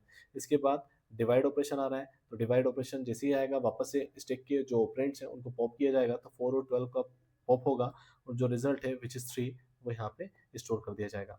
इसके बाद 2 आ रहा है तो 2 को हमने पुश किया, इसके बाद 1 आ रहा है, 1 को हमने पुश किया, 5 आ रहा है, 5 को हमने पुश किया, इसके बाद प्लस, जैसे ही प्लस आएगा तो हम लास्ट के दो ऑपरेंड को लेंगे और उसके ऊपर ऑपरेशन परफॉर्म करेंगे प्लस और उसे पुश कर देंगे। इसके बाद इनटू आ रहा है, तो इनटू आएगा तो लास्ट के दो ऑपरेंड 6 और 2 को पॉप किया जाएगा और ऑपरेशन परफॉर्म किया जाएगा, जो रिजल्ट आएगा उसे पुश कर दिया जाएगा विच इज 12। इसके बाद प्लस आएगा, तो प्लस जब आएगा तो लास्ट के दो ऑपरेंड्स को पॉप किया जाएगा और जो रिजल्ट है उसे पुश कर दिया जाएगा विच इज 15। और यही टॉप एलिमेंट है हमारे पास, ये एक ही एलिमेंट है जो टॉप की पोजीशन पे है, यही हमारा फाइनल रिजल्ट होगा। तो यही चीज़ को यहाँ पर रिप्रेजेंट किया गया है। लार्जेस्ट एलिमेंट कैसे फाइंड आउट किया जाएगा किसी एरे में, तो सबसे पहले ये जो एरे है मान लेते हैं 2, 3 एंड 1, ये मेरे पास एलिमेंट है। तो सबसे पहले मैं मान के चल रहा हूँ कि जो मेरा स्टार्टिंग एलिमेंट है यही मैक्स एलिमेंट है। सबसे पहले यही चीज़ की गई है, एरे इंडेक्स 0 पे जो एलिमेंट है हमने उसे मान लिया कि वो मैक्स एलिमेंट है। अब मैं जो लूप चला रहा हूँ वो इंडेक्स 1 से n-1 तक के लिए चला रहा हूँ। n-1 मतलब 3-1 विच इज़ 2। तो 0 इंडेक्स, 1 इंडेक्स एंड 2 इंडेक्स, ये 3 एलिमेंट है। ये लूप यहाँ तक चलेगा 1 से लेकर 2 तक। तो array of i, array of 1, तो मैं चेक करूँगा मैक्स है। क्या एरे ऑफ 1 विच इज़ 3, क्या ये वैल्यू मैक्स से बड़ी है? हाँ, मेरे अकॉर्डिंग यहाँ पे दिख रहा है कि 3 वैल्यू जो है वो हमारी एज्यूम की हुई पहले इंडेक्स की वैल्यू से बड़ी है। अगर ऐसा है तो मैक्स की वैल्यू को हमने चेंज कर दिया। अब मेरा मैक्स किसको पॉइंट कर रहा है, या मैक्स की वैल्यू क्या है, 3 है। अगेन मैं इस लूप को चेक करूँगा क्योंकि अभी मेरा लूप पूरी तरह से ट्रैवर्स नहीं हुआ है, तो अब मैं चेक करूँगा क्या जो इंडेक्स 2 पे एलिमेंट है 1 वो मैक्स से बड़ा है? नहीं, मैक्स से बड़ा नहीं है। तो अब जो मेरा 3 है वो एक्चुअल में वही मैक्स है मेरे पर्टिकुलर एलिमेंट्स में से। ऑर्डर ऑफ एन, इसकी कॉम्प्लेक्सिटी रहेगी, ये हमें क्लियर है कि हम 3 एलिमेंट में 2 ट्रैवर्सिंग तक या हर एक एलिमेंट को एक्चुअल में स्कैन कर रहे थे, इसलिए इसकी जो कॉम्प्लेक्सिटी होगी वो बिग ऑफ एन होगी। जनरलाइज्ड लिंक्ड लिस्ट की बात करूँ तो मैंने कहा कि ये जनरली हायरार्किकल में यूज़ होगा, तो data pointer to next node और सबलिस्ट, जो सबलिस्ट रहेगी जो हायरार्की में, उनको पॉइंट करने के लिए भी यूज़ किया जाएगा। कन्वर्जन हम देखें तो ये कन्वर्जन सबसे ज़्यादा इंपॉर्टेंट है और ये कई सारे बच्चे कंफ्यूज हुए थे, तो मैंने यहाँ पर इसे मेंशन भी किया हुआ है। डॉलर जो है वो एक्चुअल में पावर के टर्म्स में भी आ सकता है, एक्सपोनेंशियल के टर्म्स में भी आ सकता है। तो अगर आपको एक्सपोनेंशियल दिखता है या पावर दिख रहा है या फिर डॉलर दिख रहा है, ये एक्चुअल में सेम ऑपरेशन को ही रिप्रेजेंट कर रहा है और इनकी हाईएस्ट प्रेसिडेंस होती है। इनटू डिवाइड, मैंने कहा कि बोर्डमास रूल के अकॉर्डिंग में इनकी सेम प्रेसिडेंस रहेगी, प्लस माइनस की भी सेम प्रेसिडेंस रहेगी। एक्सप्रेशन है जिसको हमें सॉल्व करना है, तो यहाँ पे प्रेसिडेंस हमें पता होना चाहिए कि किस तरह से इसकी प्रेसिडेंस है। तो जो पावर होता है इसकी प्रेसिडेंस राइट टू लेफ्ट होती है, एसोसिएटिविटी, और हाईएस्ट प्रेसिडेंस होती है। वहीं प्लस के लिए लेफ्ट टू राइट, ये डिवाइड भी होता है तो लेफ्ट टू राइट, और यहाँ पे प्लस माइनस की भी लेफ्ट टू राइट। तो एल्गोरिथम, हमें एल्गोरिथम बहुत अच्छे से याद रखनी है। एल्गोरिथम में सबसे पहले अगर कोई ऑपरेंड है तो उसको एज इट इज़ आउटपुट में हम पोस्टफिक्स एक्सप्रेशन में आउटपुट में पुश कर देंगे। इसके बाद अगर कोई ऑपरेटर होता है तो उसे पॉप किया जाएगा तब जब हाईएस्ट प्रेसिडेंस होगी उस पर्टिकुलर ऑपरेटर की जो ऑलरेडी स्टिक के अंदर अवेलेबल है या इक्वल होगी। अदरवाइज हम ऑलरेडी ऑपरेटर को क्या करते जाएंगे, पुश करते जाएंगे। तो ये चीज़ मैं डायरेक्टली बता देता हूँ कि अगर मेरे पास स्टिक के अंदर ऑलरेडी प्लस है और इंटू ऑपरेटर आता है तो हमें कोई दिक्कत नहीं है, इंटू को हम पुश कर देंगे। लेकिन अगर मेरे पास इनटू ऑपरेटर पहले होता और फिर प्लस ऑपरेटर आता तो यहाँ पे कंडीशन मेरी मेट होती। यहाँ पे हम बोल रहे हैं स्टेक का टॉप विच इज इनटू, क्या उसकी प्रेसिडेंस प्लस से ज़्यादा है? अगर है तो अब इसे पहले पॉप करो, उसके बाद प्लस को इंसर्ट किया जाएगा। तो आई होप कि आपको ये पॉइंट भी क्लियर हो गया होगा। और जो भी ऑपरेशन हमें परफॉर्म करना होगा, जो भी ऑपरेटर हम पॉप कर रहे हैं उसके बेस पे हम रिजल्ट को वेरीफाई करेंगे। एट द एंड सारे एलिमेंट हमारे जो ऑपरेटर के बेस पे होंगे वो पॉप हो जाएंगे। तो इसी एग्जाम्पल को हम नोटिस करें, ये एग्जाम्पल भी जो लास्ट ईयर पूछा गया है उसको देख लेते हैं। कि सबसे पहले सिंबल ए है, as it is postfix expression या आउटपुट एक्सप्रेशन में हमने एज इट इज पुट कर दिया है। फिर प्लस आया, प्लस को हमने स्टेक के अंदर रखा है। बी आया, बी को हमने एज इट इज आउटपुट में रखा है। माइनस आया, चूंकि प्लस और माइनस दोनों की प्रेसिडेंस सेम है, इसलिए जो पहले अवेलेबल था उसको हमने क्या कर दिया, पॉप कर दिया है। तो यहाँ पे प्लस जो था उसको मैंने पॉप किया है, ए बी प्लस मेरा रिजल्ट हो गया है। माइनस को हमने पुश कर दिया है। इसके बाद सी आया, सी को हमने स्टेटमेंट में रखा हुआ है। फिर इंटू आया, माइनस के बाद इंटू आ रहा है, रिमेंबर माइनस के बाद इंटू आ रहा है। तो पहले जो ऑलरेडी ऑपरेटर था उसकी प्रेसिडेंस कम थी, हायर प्रेसिडेंस वाला बाद में आ रहा है, तो कोई दिक्कत नहीं, एज इट इज रहने देंगे। यहीं इसका ऑर्डर अगर इनटू पहले होता और फिर माइनस आता, तो हम पहले क्या करते हैं, इनटू को पॉप करते हैं, ऑपरेशन परफॉर्म करते हैं, उसके बाद माइनस को इंसर्ट करते हैं। तो यहाँ पे फिलहाल ऐसा नहीं है, माइनस से ज़्यादा प्रेसिडेंस है इनटू की, तो एज इट इज हमने रखा हुआ है। डी आया तो डी को हमने पुश किया, उसके बाद इनटू आया। अब इनटू के बाद इनटू, दोनों की सेम प्रेसिडेंस है, तो अब हम क्या करेंगे, पहले वो इनटू को पॉप करेंगे और फिर दूसरे इनटू को हम इंसर्ट करेंगे। तो यहाँ पे एक इनटू को मैंने पॉप किया और दूसरे इनटू को एज इट इज मैंने इंसर्ट कर दिया है। फिर ई आया, ई को हमने मेंशन किया हुआ है। डॉलर आया, डॉलर की प्रेसिडेंस हाई है इनटू से, तो यहाँ पे माइनस था, इनटू था, और अब क्या आ गया है, डॉलर। तो यहाँ पे सेम हायर प्रेसिडेंस के लिए जा रहे हैं, तो कोई दिक्कत नहीं, जाने देंगे, पुश होने देंगे स्टेक के अंदर। इसके बाद एफ आया, तो एफ को हमने रखा। फिर से डॉलर आया, डॉलर ऑलरेडी था, एक और डॉलर आ चुका है, तो सेम प्रेसिडेंस है, इसलिए पहले इसको पॉप करेंगे, उसके बाद डॉलर को फिर से इंसर्ट करेंगे जो दूसरा डॉलर आया। तो यहाँ पे मैंने डॉलर को पहले इंसर्ट किया है, फिर दूसरे डॉलर को पुश कर दिया है। इसके बाद जी आया है, तो जी को हमने एज इट इज रखा आउटपुट में, और फिर हमारे पास कोई भी और एक्सप्रेशन नहीं है, तो हम वन बाय वन सारे ऑपरेटर को क्या करेंगे, पॉप करते जाएंगे। ये ऑलरेडी हम रख चुके हैं, तो यहाँ पे इसको हटा देते हैं। तो ये डॉलर आया, डॉलर के बाद पॉप किया इनटू को, इनटू के बाद माइनस को। सो आई होप कि आपको ये सारे पॉइंट्स क्लियर हो गए होंगे, और यही सारे क्वेश्चन जो हैं वो रिपीटेडली पूछे जा चुके हैं। ये मैंने लगभग 6 से 7 साल के क्वेश्चन पेपर को देखते हुए आपकी ये वीडियो तैयार की है। अगर आपको ये वीडियो पसंद आई तो प्लीज़ वीडियो को लाइक और कमेंट जरूर करें। चैनल को सब्सक्राइब नहीं किया तो चैनल को सब्सक्राइब करना ना भूलें। मिलते हैं नेक्स्ट वीडियो में, और यूनिट 3 में कौन-कौन से ऐसे टॉपिक्स हैं जो सिलेबस में दिए हुए हैं, और प्रीवियसली कौन-कौन से क्वेश्चन रिपीटेडली पूछे गए, उनके डिस्कशन के साथ या उनके सॉल्यूशन के साथ हम नेक्स्ट वीडियो में मिलेंगे। मिलते हैं नेक्स्ट वीडियो में। Thank you so much.